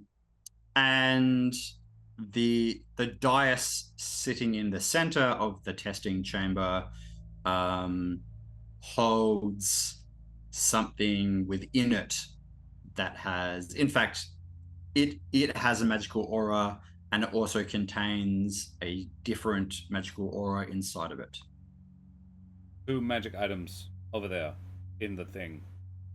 Said don't break it. What if we look? What Look, is but the? don't touch. What does it look like? Look very carefully. The dais? Yeah, and the thing on it. There's nothing on it. Oh. But the dais is kind of oblong in nature, many flat surfaces, and it is made of crystal, which looks slightly different to the crystal surfaces all around this temple. Dolph, like, visibly sort of wavers on his feet for a moment. He said, okay, I'm not doing that again. Oh, that hurt. You're right. There was a lot of magic in here, which I'm not surprised about. It's just I would say probably more even than I was expecting. Oh, every single one of these eyes has like 2 spells on it. Oh. I'm not shocked by the one, but the other, there's abjuration as well as divination, which means they're not just looking, they're also protected. So yeah, I don't know. I genuinely don't know if if the slime is good or bad. I don't know if it'll probably be doing anything, but if it helps you, if it's sort of emotional support slime, you keep going. Some conjuration in Alessia's room, but you know, she's a wizard, whatever. And that thing over there, that thing is, there's two items. One is the thing, and the other is inside it. Well, we could go and have a look at the thing with the 2 items to see what it is. Just make sure not to break it. Yes. It was very specifically stated, don't damage or break it. Yeah. But we can look with our eyes, Yeah. not with our hands or with our axes. Or our antlers. Or definitely don't look with your antlers. May I investigate this dial, please? The dais. Yes, please. The dice. That's Yeah, the word. Yes. That one. Do all of you go into that room? Yeah. Yes. It is not a trap. It is just me wanting to know where everyone is. Yeah. He says that before we're all trapped. I mean, there's nothing really else of note out here. It's just a corridor full Yeah. of eyes. So Yeah. Is the room also full of eyes? Yes. Okay. Of course it is. Yeah, absolutely. I assumed. I was just checking. Yeah, yes, yeah. Yeah, so once the last of you walks into the testing chamber, a fireball, no, nothing. And the cage comes down, Yeah. filled with the The door Japanese shuts fighting and spiders. giant comes out. the floor's open. Alessia tigers comes appear. with a giant sack. Yeah. Um, I love The white corridor you're following leads into a huge square chamber whose only feature is a large crystalline dais at its center. Because Garnott specifically wanted to examine it closer, but I imagine that all of you probably do anyway. But specifically for Garnott, you lean in closer without touching it, and you can see that like while the crystal is transparent, it is not crystal clear, but you can see the shape of what appears to be a hilt embedded in the center of the crystal dais. Ooh. Sword in the stone. But not the whole sword, just the hilt? Yes, that's correct. You don't see any blade coming from it. But Dolph, you are pretty confident that this is the object that you noticed. The words for the schools of magic still aren't coming to me, but let's say it's probably abjuration on the dais as well, and evocation on the hilt. Oh. A combination of evocation and conjuration. Hmm. Now, I know Alessia said not to touch the dice. I'm tempted to touch the dice. Should we touch it, or should we just move on? What if Alessia touched the dais and Dolph clicks his fingers and looks like Alessia now? Well, that's a good idea. That is so disconcerting. Mm-hmm. It's particularly weird disguise with self? this voice. Yes, I have disguise self. Yeah, great. I mean, What I will say about the hilt is it is ornate, and it you have a slightly difficult time discerning between the crystal, but after looking at it for a while, you're pretty sure that has diamonds embedded on it. Ooh. Is it possible to do like I suppose a history check to see if like it looks familiar? Does it have like any Absolutely. familiar We work in a markings? library. Is this like I work at a freaking library, you know? Maybe I recognize it. Is this like a famous sword hilt? Yeah. Oh wow, that's history- a whole 7. You do have an inspiration dice. I don't want to waste my inspiration dice on a history check. Kind of do. Anyone else is welcome to if they wish. Let me for it, check why not? my history. Hey, how's an 18? 18 with a +1. That's just rude. Dolph is rolling That's really really good. well today. That's a 6. I think I've only rolled Maybe below Garnott 9. just like never seen that sword before. I don't think Hjort knows much about swords, so I I don't think I've he'll only bother. rolled below a 17 like once this session. I'm very happy with this. I'm glad I'm not playing again. What was That's my your luck roll, is gone. Dolph? 18. Well, 17 plus 1. 18. Great. Okay. You do you do recognize this because you have once seen it in your life. The sage gives out all kinds of items and gifts, but for people who have been particularly devout or good, and who are in particularly dire straits, or that the sage can see have huge challenges ahead of them, he will sometimes grant sometimes a unique item. This isn't one of a kind, but you have only seen this once. And you recall that in the creation of this item, when the hilt was swung around, a beam of pure light, of sunlight, emitted from it. And you remember it being referred to as a sun blade. That. Thing here. That's a sunblade.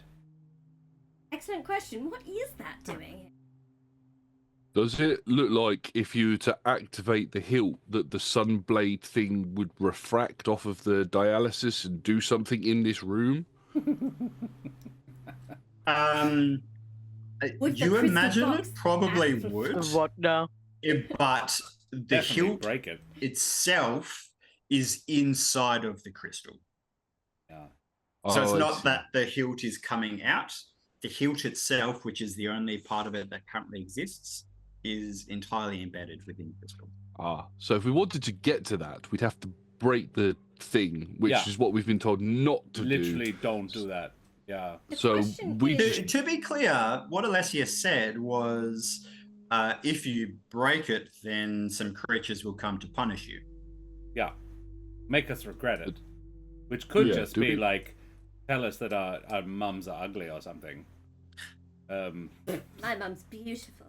Yeah, I don't necessarily. I doubt it though. That would be nice, but I don't think of all the things I am considering, but I don't think it would work because it's an item, not a person. I could banish it back where it came from, but I don't think that would work.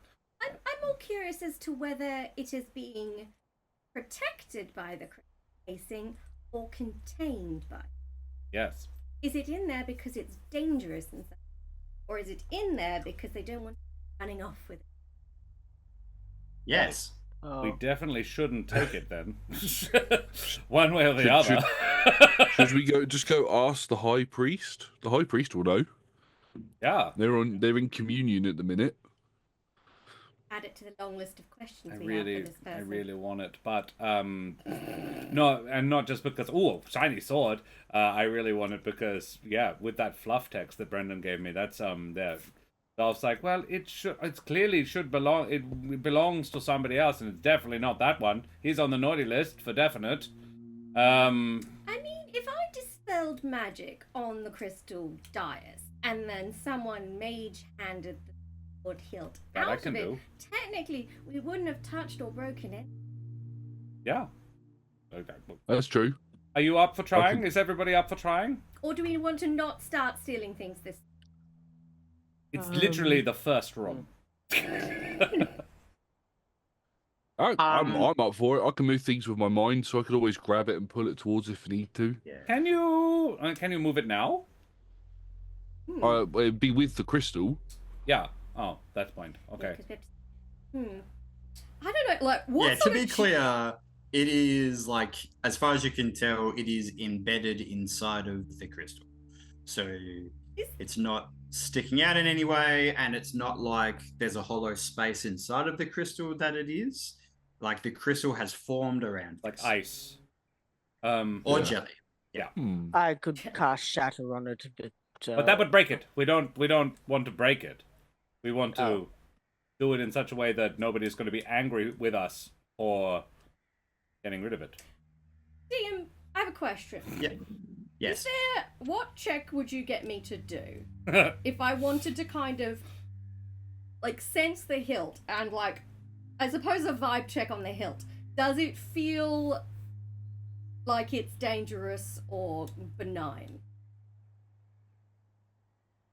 Insight, investigation. I would not allow a check. I think that is the purview of a spell. I am open to be convinced of which spell, but I think that given the circumstances, that's not something a check could achieve. I detect thoughts. It's On a thing.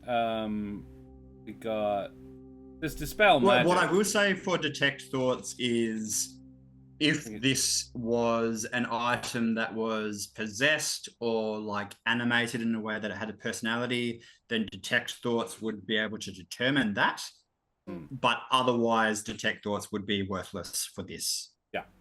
If you don't expect this sword to have thoughts, then don't cast detect thoughts. Yeah.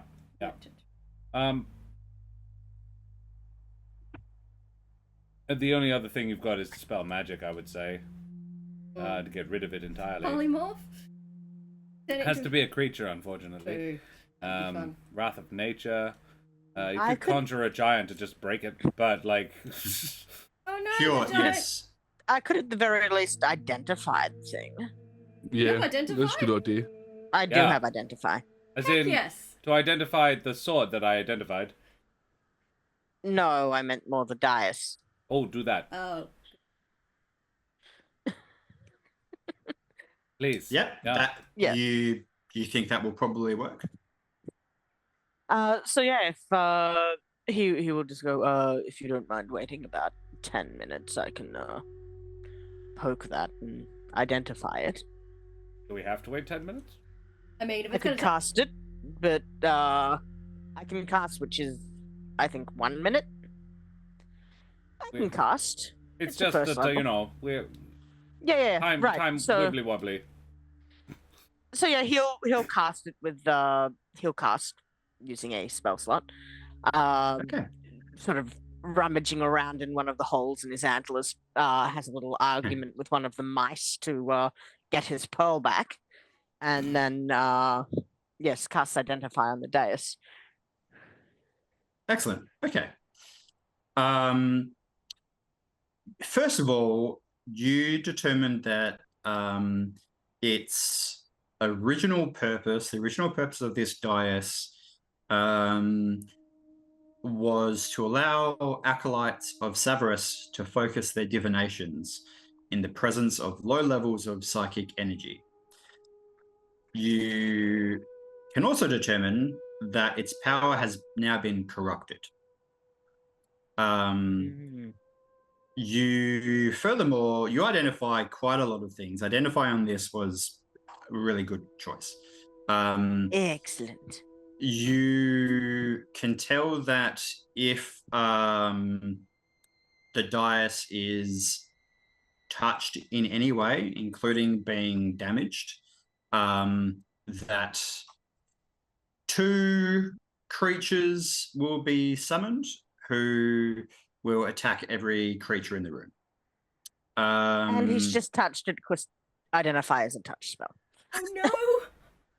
Great. You identify that through experience. We'll get to that in a sec. I just gotta get a new sword.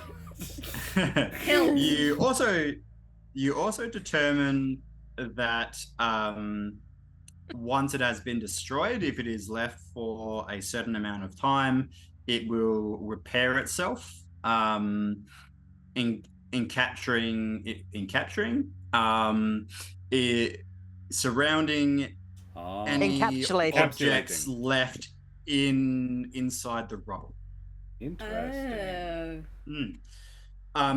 The final thing that you identify with your eyes, and you share this power with all of your friends, are 2 sandstorms suddenly just appear in the air. Which some dark-skinned heads and bodies kind of emerge out of, holding mauls. Those of you who are magically studied or planar studied would recognize these as Dao, which is an earth elemental genie. Yeah. And they level their weapons towards you. Right. However, Dolph, Holly, and Garnott simultaneously kind of turn into whirlwinds.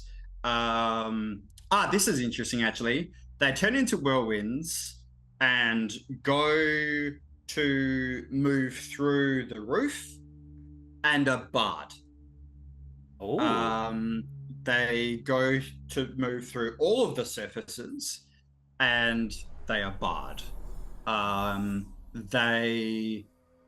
Hjort, you see that they kind of reform slightly and awkwardly teleport walk through the open corridor and down the corner back through the portal. The whirlwinds just go down like Tasmanian devils. You have never seen Candlekeep's teleportation magic have this kind of effect before. Yeah, wow. But the important thing is you are alone. And we're going to leave it there. Fellas, can we just talk about this? Hey, we didn't touch shit. Yes, I'm a fighter. I can fight. Yeah, Dolph had just pulled a candy cane out of his ass, and 999 Dolph, Okay. Hjort wants that sword. Oh, I should have done the combat and then gotten you to take it and then leave. That would have been great. Never mind. Well, that is where we're leaving this session. Thank you very much to my players for joining me. And thank you to the audience for joining us. We are going to do our favorite moments now, which we are known to do. It was my idea. This is an idea that Josh got from me before I even started being involved in this stream. And they have never credited me, which I think is particularly rude. It's rude of me. Yeah. So, Josh, please tell us whose idea it actually was. It was the dreaded GM. It was a different Josh. It was a third Josh. Yeah. And the dreaded GM is who I got the idea from. Yeah, they're a splendid being as well. I do try and credit him regularly. Yes, you do. Yeah. Which is why I realized, oh wait, maybe this joke is not going to land so well. I don't think he watches my thank you streams. for It's that. fine. No. It's gonna pop up in chat so- now. How dare you? How shall I? So if anyone in chat can roll a d5 for us, please, we'll determine yes, please, who Shanna we Hoss. start off by complimenting. Yeah. So that is a Who shall we frown? exclamation mark roll space 4. 5. 5, Shanna. 5. Because the Brendan is the Um, DM. 4. Do you start? start with that. You start with the DM as 1, don't you? Yeah. Technically, 5. that's a 2. That's a 4 on the D5. I've got a 5 on the dice and a 4 on the dice. There you go. So a 5 and then a 4, which is Garnott first and then Hjort. Sure. Great. Okay. Ignoring the 2 So- completely. Yes, because it was on a D4. Yes. So Garnott, Would've been let's me. compliment Josh. Yes. Wait, First of what? all, I'd like to That's so say, confusing. yeah. Luckily, I thought it was going to be a bigger deal than it was, but I've just kind of been referring to you as in character, so that's Yeah, been good. But as far as I'm concerned, we've got Josh the pirate and Josh. Yeah. So, That's easy. Josh. Yeah. It has been a pleasure to play with you, by the way. I think we've played together once or twice before last year, but that was a long time ago, so it's been lots of fun playing with you. Yeah. Who has something for Josh? For real Josh, and not pirate Josh. Josh had, I think, some of the best one-liners Yeah. in the Yes. session tonight. There's too many to list them all. But I'm going to go there- well. Well, Yeah. that was a good one. Yeah. I think Garnett also got in the first eye pun. Yeah. Which Yeah. was delightful. And just And also the descrip- second and third and fourth. yeah. Yeah. Yes. And there was also, I can't remember the exact wording and I didn't write it down, but it was right at the beginning when you just wander out of a bush. Yeah. And Come on then, in you come. someone What? pops up and is like, what? you have to come see the bookworm. Oh, Yeah, it was lots of fun. I really enjoyed. I have the impression that Garnott shows up in a lot of different stories and just sort of helplessly wanders through life and was like, "Oh, I'm helping, am I? Right, great, all right, great." Yeah, I'm definitely going to go with well. I thought it was just, I was trying at the time. I was like, what can I do with that? Come on, and then you just like, oh well, and I was like, there you go, genius, so simple, Overthinking. Oh, well. simple but brilliant. Yeah. I want to say I really, really enjoyed your character description. Like, I am very intrigued about him. You were talking about these red tattoos and everything, and I just want to know more. Please give me more. so much more. It's nice All to the get. more. It's one of the cool Like, things just- about bringing in a yeah. character that has a lot of backstory. Yeah. So that he's fleshed out already, even if we don't know what the flesh looks like. Yeah. Good, apparently. How it That was a tastes. weird way of phrasing that. What? Why? Didn't Well, get has that. all the flesh been replaced with mummy skin? Yeah. No. I'm sorry that we didn't quite get to combat tonight because I imagine we would have seen a lot of really interesting stuff come from Garnott for that. But Yeah. For one, I appreciate that you gave a lot of space for the others to kind of fuck around and investigate stuff. But I mean this as a compliment, I swear, I feel like you gave a lot of great ambience. Ambient role playing, and like the puns and things are a part of that, but I really appreciated the vibes that you brought tonight, so thank you. Favorite Allowed self? everybody else to fuck around so that Hjort can find out. Yeah. Yeah. And then we leave him to it. It was perfect. Like, have fun, Hjort. Bye. Bye. Sad verse sounds. We're going to drop a significantly less well combat optimized party in on this fight tomorrow while we did no fighting. We were trying, we were looking. I was pretty confident just touching it would do the job. Would you just remind us what classes do we have tomorrow? I think 2 bards, which is a great start. It's 2 bards. Daria, whatever Daria is, I think a wizard. I think Damien is a wizard. And Zach's the thing that Matt Mercer made up that's kind of like a witcher. Blood Hunter. Yeah. Blood Hunter. That's the one. Cool, Blood Hunter, great. yeah.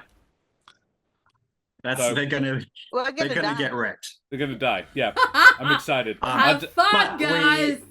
We digress. We tangent. Josh, do you have a favorite self moment that you'd like to talk about? The puns. Well.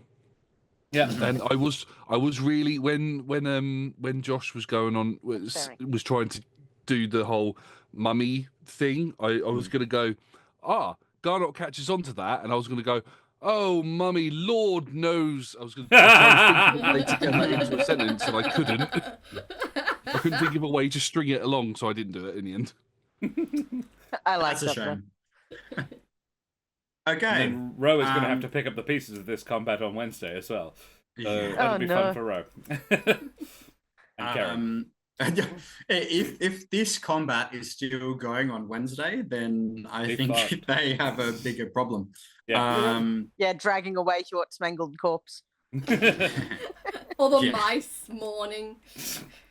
Cool. Okay, favorite. So speaking of Hjort's mangled corpse, we've got favorite Terris moments. Oh, goodness.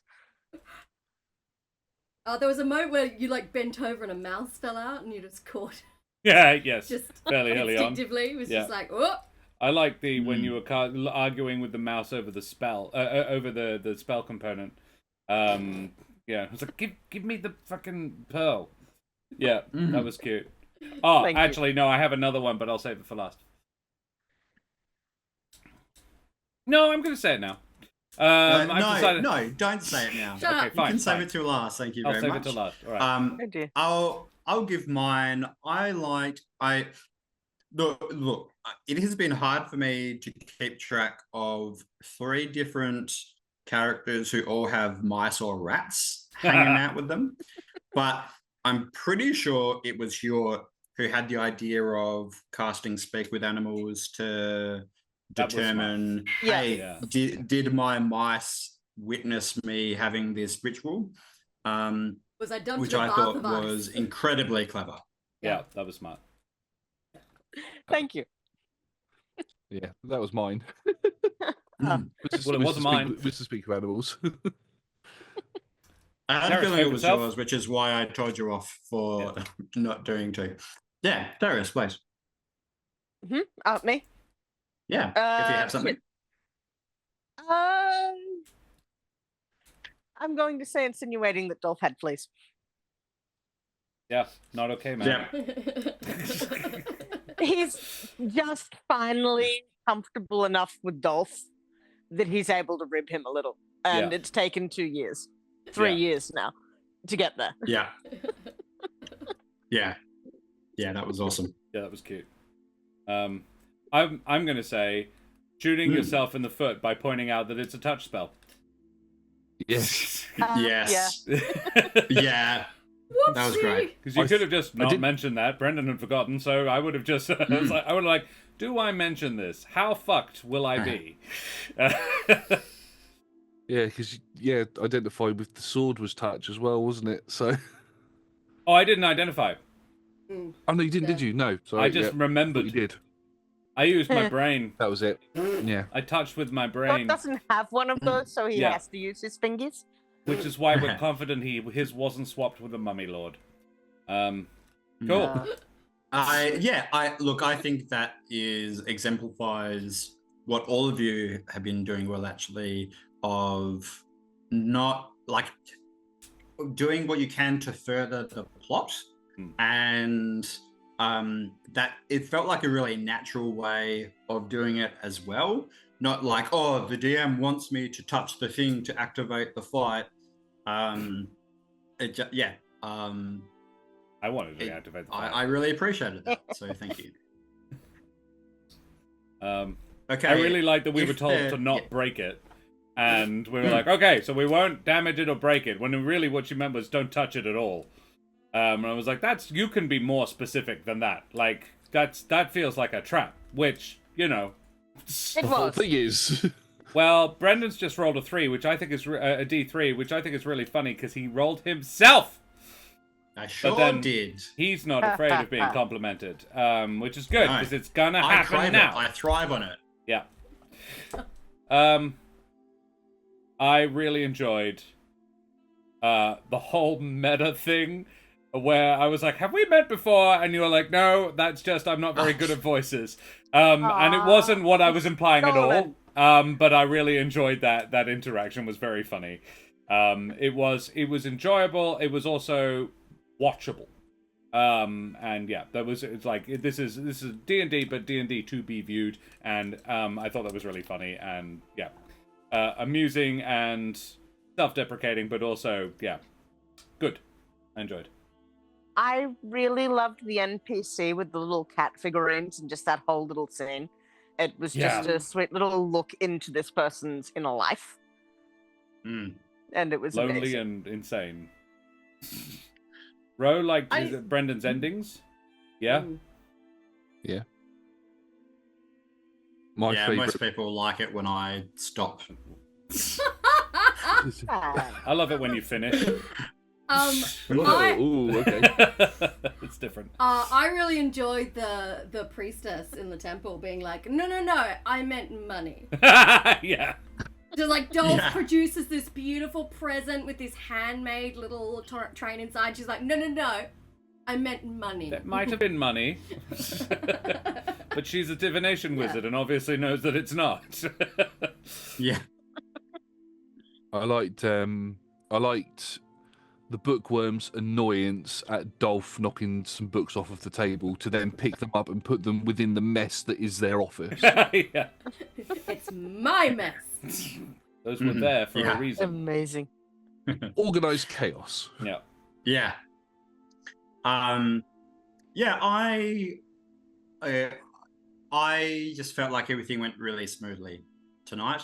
I feel like I am underprepared, but I feel like I did a good job of not allowing that to be obvious. Oh, buddy.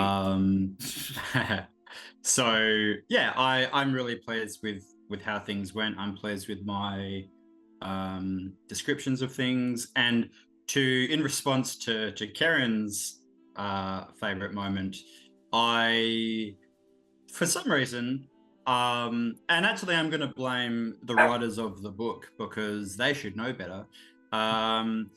There was nothing written about if the players quite reasonably want them to perform divination services, seeing as they are priests of divination. It's kind of the whole thing. So, yeah, which I was happy for that to happen, but I'm like, okay, but I'm not just going to give it to you. No. Like 100 gold isn't that much, surely. No. And that became a whole thing.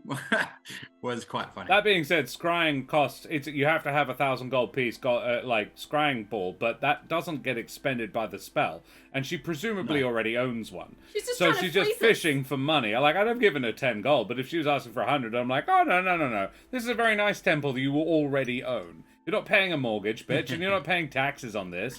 You can have a nice train and whatever the others choose to give you. Yeah, Hjort has all of 136 gold. He would have paid it, but he didn't really want to. Yeah. Holly was like, I ain't giving you shit. You should be checking on this. Credulous nitwit. Yeah. Alrighty. Has everybody's favorited Brendan enough? Roll 2. That's a 2. That's Keren. Which means I don't have to go. Yay! Ha ha ha ha! You do. Yeah, that's how it works. No, that's not Keren, Always favorite Keren moments. I really liked we're talking about the mummies, the mummy lord, mummy things are going on, and suddenly Holly just, that's sexist. It was such a sweet little thing.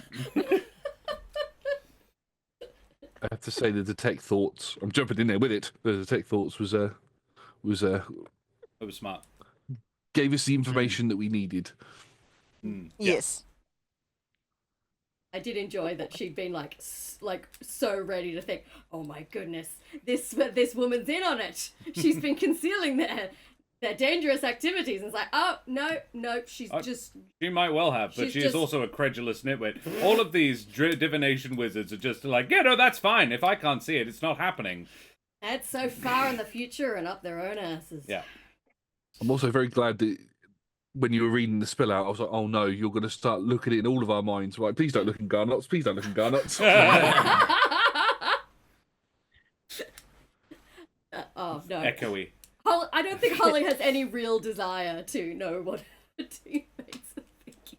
Garnott has canonically been mind read before and has been known to be singing Baby Shark in his head the entire time.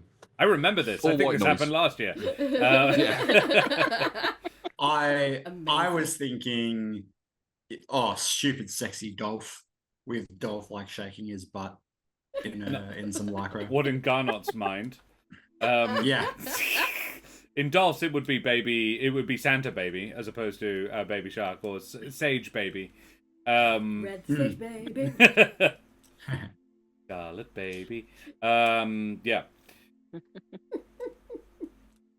Yeah, I liked that Keren, you were always you were rightfully not trusting of any of the NPCs.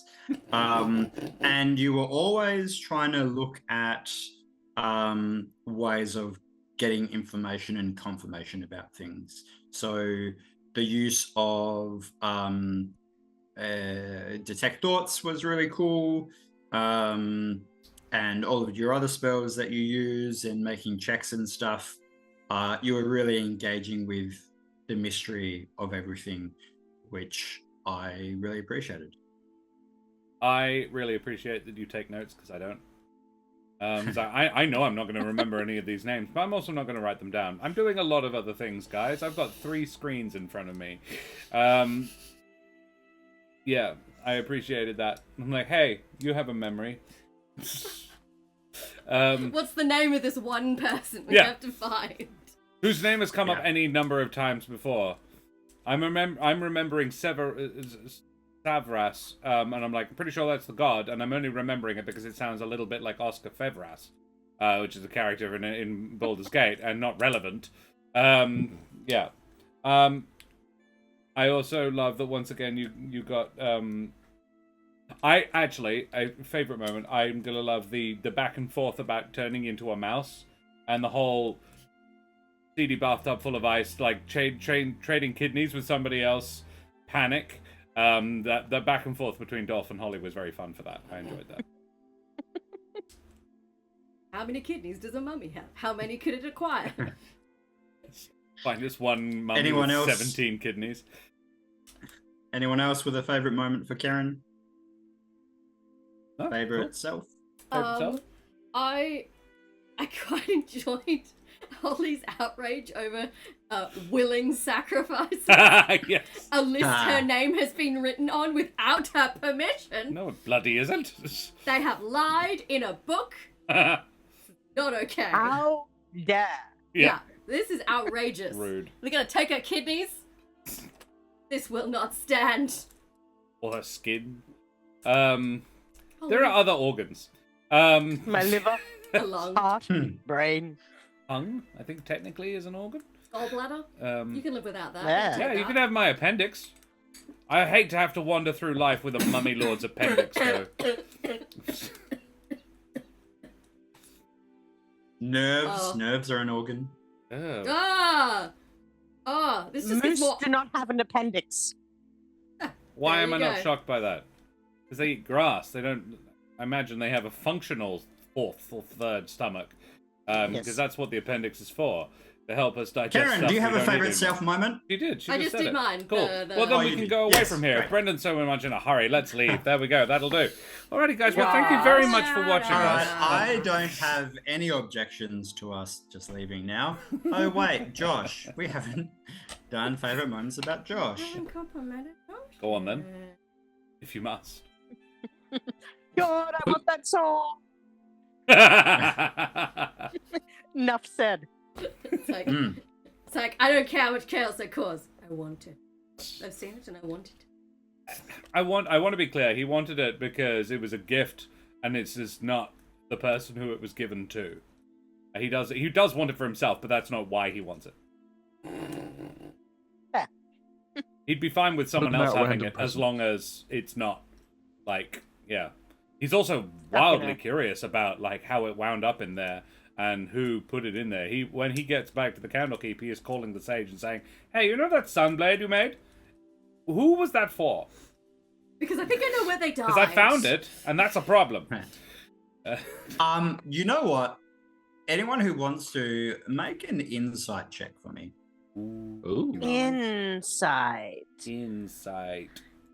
To determine the origin of 23, motherfucker! I'm going to use my inspiration that was purchased Yeah. for me before. Hey. It was worse. Worse, rough. 17 from What did you Hjort, though. get? What did you end up with, Josh? 23. Let's just see what Holly can No, do. you're Josh the 23. pirate. Garnott. I ended 14 up from with a Holly. 7 in total. Yeah. Okay. And 17 from Terris. Yep. And a less from Holly. Okay. A Dolph and Hjort, it occurs to you that the person who is running this temple is known as an oracle who everyone who you've spoken to has talked about her awe-inspiring and terrifying powers over divination and the ability to see things into the future particularly. So something that makes sense is that she has seen something in the future that requires something in the future that involves this thing. Hmm. And in fact, for Dolph, because you got a 23, I'll just give it to you. You anticipate that either one or both of these things could be true, that she saw herself or has already used this to some end, and Yeah. or has seen this thing be used to destroy her, so wants to keep Yeah. it out of those hands. Again, the question, is it being protected or is it being... Yes. Yes. Anyway, back to... Sorry, Josh, did you have stuff you wanted to talk about? Yeah, no. Okay. This is more of an ongoing thing, but Josh was talking before about how a lot of these characters have backgrounds that haven't really been consulted with anyone else, but we've brought in to make these people feel more realistic and like they have had a history outside of these little one-shots. And just the bits and pieces that Dolph has dropped about the Red Sage have been really cool and interesting and gave me enough to be able to give Dolph a history check, which was basically an identify about this magic object. Yeah. I guess that's also kind of a favorite self thing, but I really enjoyed tying Dolph's history into that item. What's and even more using fun? that to make it make sense. Thank that he you. knows. Yeah. What's even more Yes. fun is that the Scarlet Sage is actually Terris. I wasn't going to call him that. The term was Terris's. I was just going to say it was Santa, but I really like the Scarlet Sage as an idea, it's one of his many, many names. But Dolph calls him Yes. that now because it upsets Hjort. Hjort considers the Scarlet Sage of Solstice his enemy. The Scarlet Sage is only The generally Scarlet aware of Sage Hjort. Solstice. Yeah. Yeah. I love how... Anyone else? I love how... Dolph, not Hjort. My horned animals ran the wrong way. I loved people.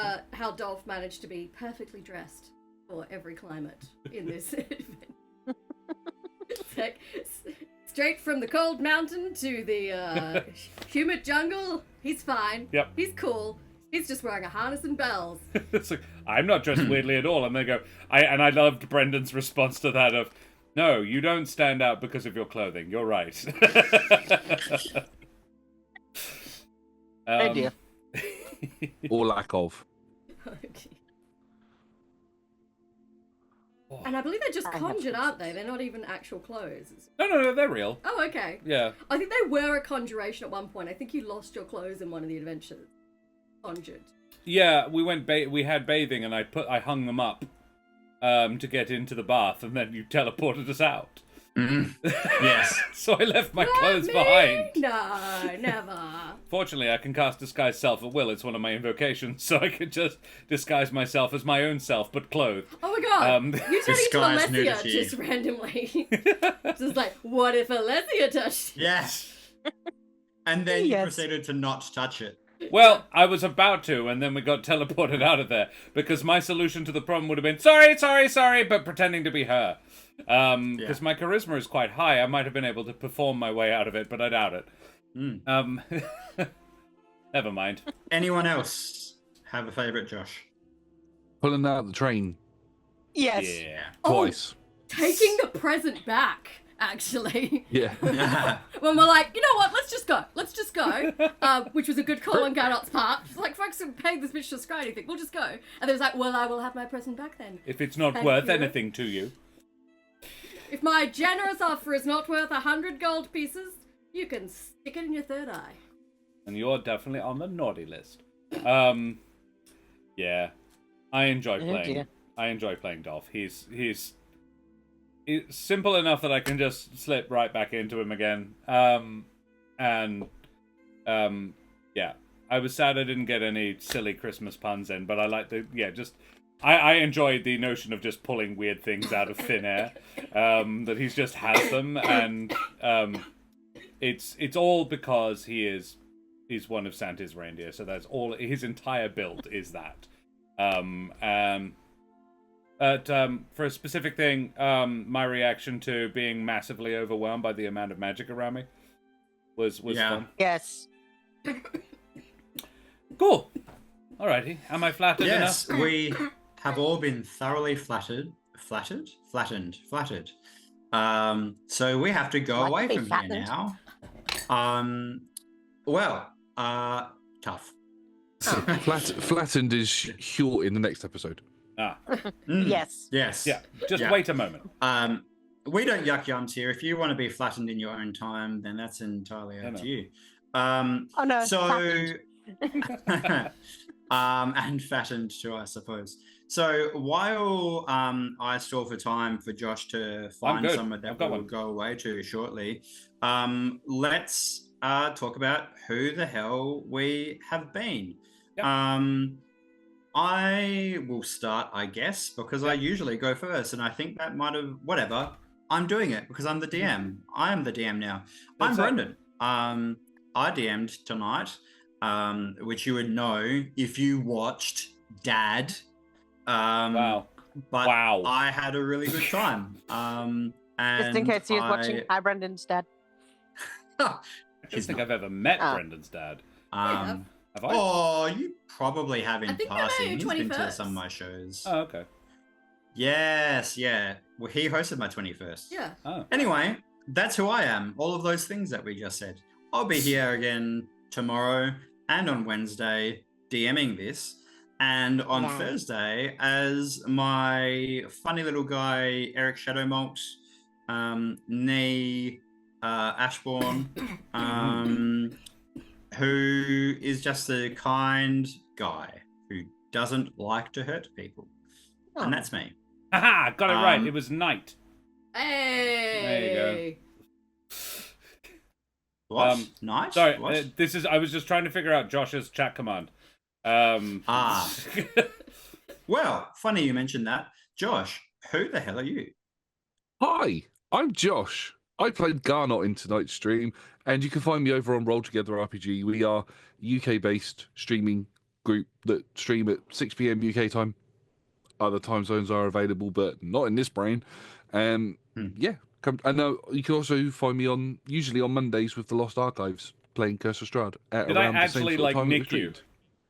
Yeah, you asked, and I was like, I'm coming over. Well, Owen, we know who his favourite is. Cool. Yoink. Look, when the Thank Council you of for that. Joshes calls up That's and asks valid. you to do something, you go. Dead set. Yeah, no. It's like Yeah, it's like in you Final need- Space, like anything for a Kevin. You need to honour the League of Extraordinary Joshes. Yeah. Yes. Josh code. Terris, tell us a little bit about you. Oh, yes, hello, I'm Sir Terris, your friendly neighborhood ferret of chaos, who suddenly is starting to wish that he was a Josh of chaos, but unfortunate. Tonight I've been playing Hjort Horncaller, the slightly less chaotic bard, Moosator. Less chaotic than you? Yes, less chaotic than me, not less chaotic than most, I was like, I has guess. he just become less chaotic? I don't think so. No. But yes, that is me. I don't stream myself, but you can find me basically where D&D is being played, and I am welcome. And on Friday nights on the Lorites channel for Minstrel that too. Mischief. Yes, playing Minstrel Mischief. I forgot about that. Fantastic. Thank you very much. Keren, who are you? Hello, I am Keren, sometimes known as the mother of bunnies, and one half of this here channel. I'm a writer, a performer, an internet addict. You can follow me on socials. I'm also on Blue Sky, but I haven't. I'm there. You can come hang. There's no ads for now. It's great. You can find me here on Wednesday night for the last part of this adventure, and then I'll be back on Thursday night for Humblewood. But as a general, I'm on Tuesday night is my night where I play a video game. There'll actually be Corsair's Cove tomorrow night as well. If you are talking to someone in chat and Yeah, it'll be Corsair's me. Cove responds, it'll be Keren. Yeah. A lot of time I talk to people as Corsair's Cove and they're like, "Hi Josh," I'm like, "Ha ha ha! Not today. Surprise!" No. But yes, that's me. I've had a lot of fun. I enjoy being Holly. Yeah. And mateys, I be Josh the Pirate. You can find me here on my channel, Corsair's Cove, where I run D&D sometimes, but not tonight. Other people also run D&D sometimes. And other games, like Jason Statham's Big Vacation. And I want to get around to Honey Heist. That's one of the other ones I want to do.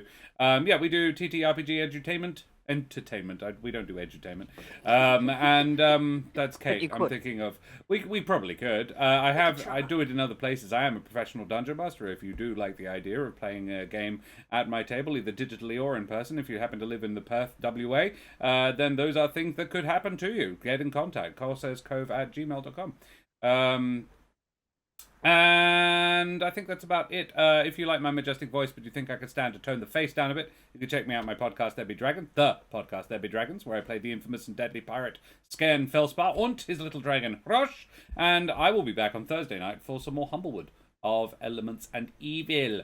The guys are, I can confirm, they have made it back to the material plane. It does not mean they are out of the woods. They are literally back in the woods, and that's good for them. But it's not the end of their problems and tribulations. It's probably Julio's probably okay. The others not so much. Julio is probably okay. The rest of us are anticipating having been shunted into a very narrow column full of undead. Oh, don't worry. The column's gone. That is also a problem. Kesh dispelled it. Somehow. Oh, you turned it off. You consciously uncoupled from it. Yeah, but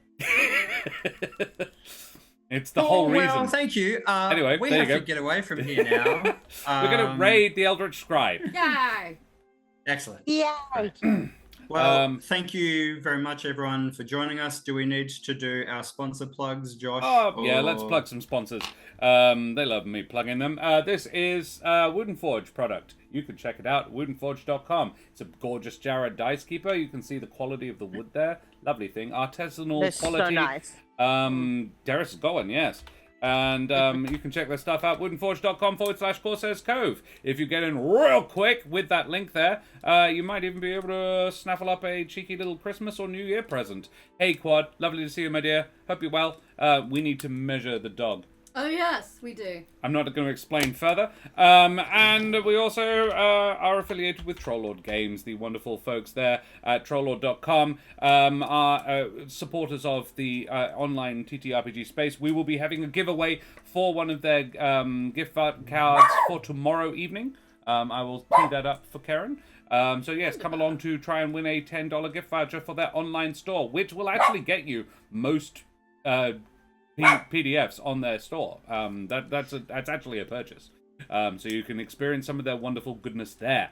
And I think that's all we need to talk about. So, Brendan, thank you very much for being a fantastic DM for this evening. It's always a pleasure to play at your table. It's been too long, my friend. We'll go and raid the Eldritch Scribe now. Throw your favorite raid emotes up in chat. Tell Dez and Raph and the others where you came from. Nate as well. He's one of the Woodenforge lads, actually. Show them the love like we always do, and we will see you same bad time, same bad channel tomorrow night for some more Candlekeep. Say goodbye, everybody. Bye-bye. Bye-bye. Bye, everybody. Until Bye. tomorrow. Boy, boy.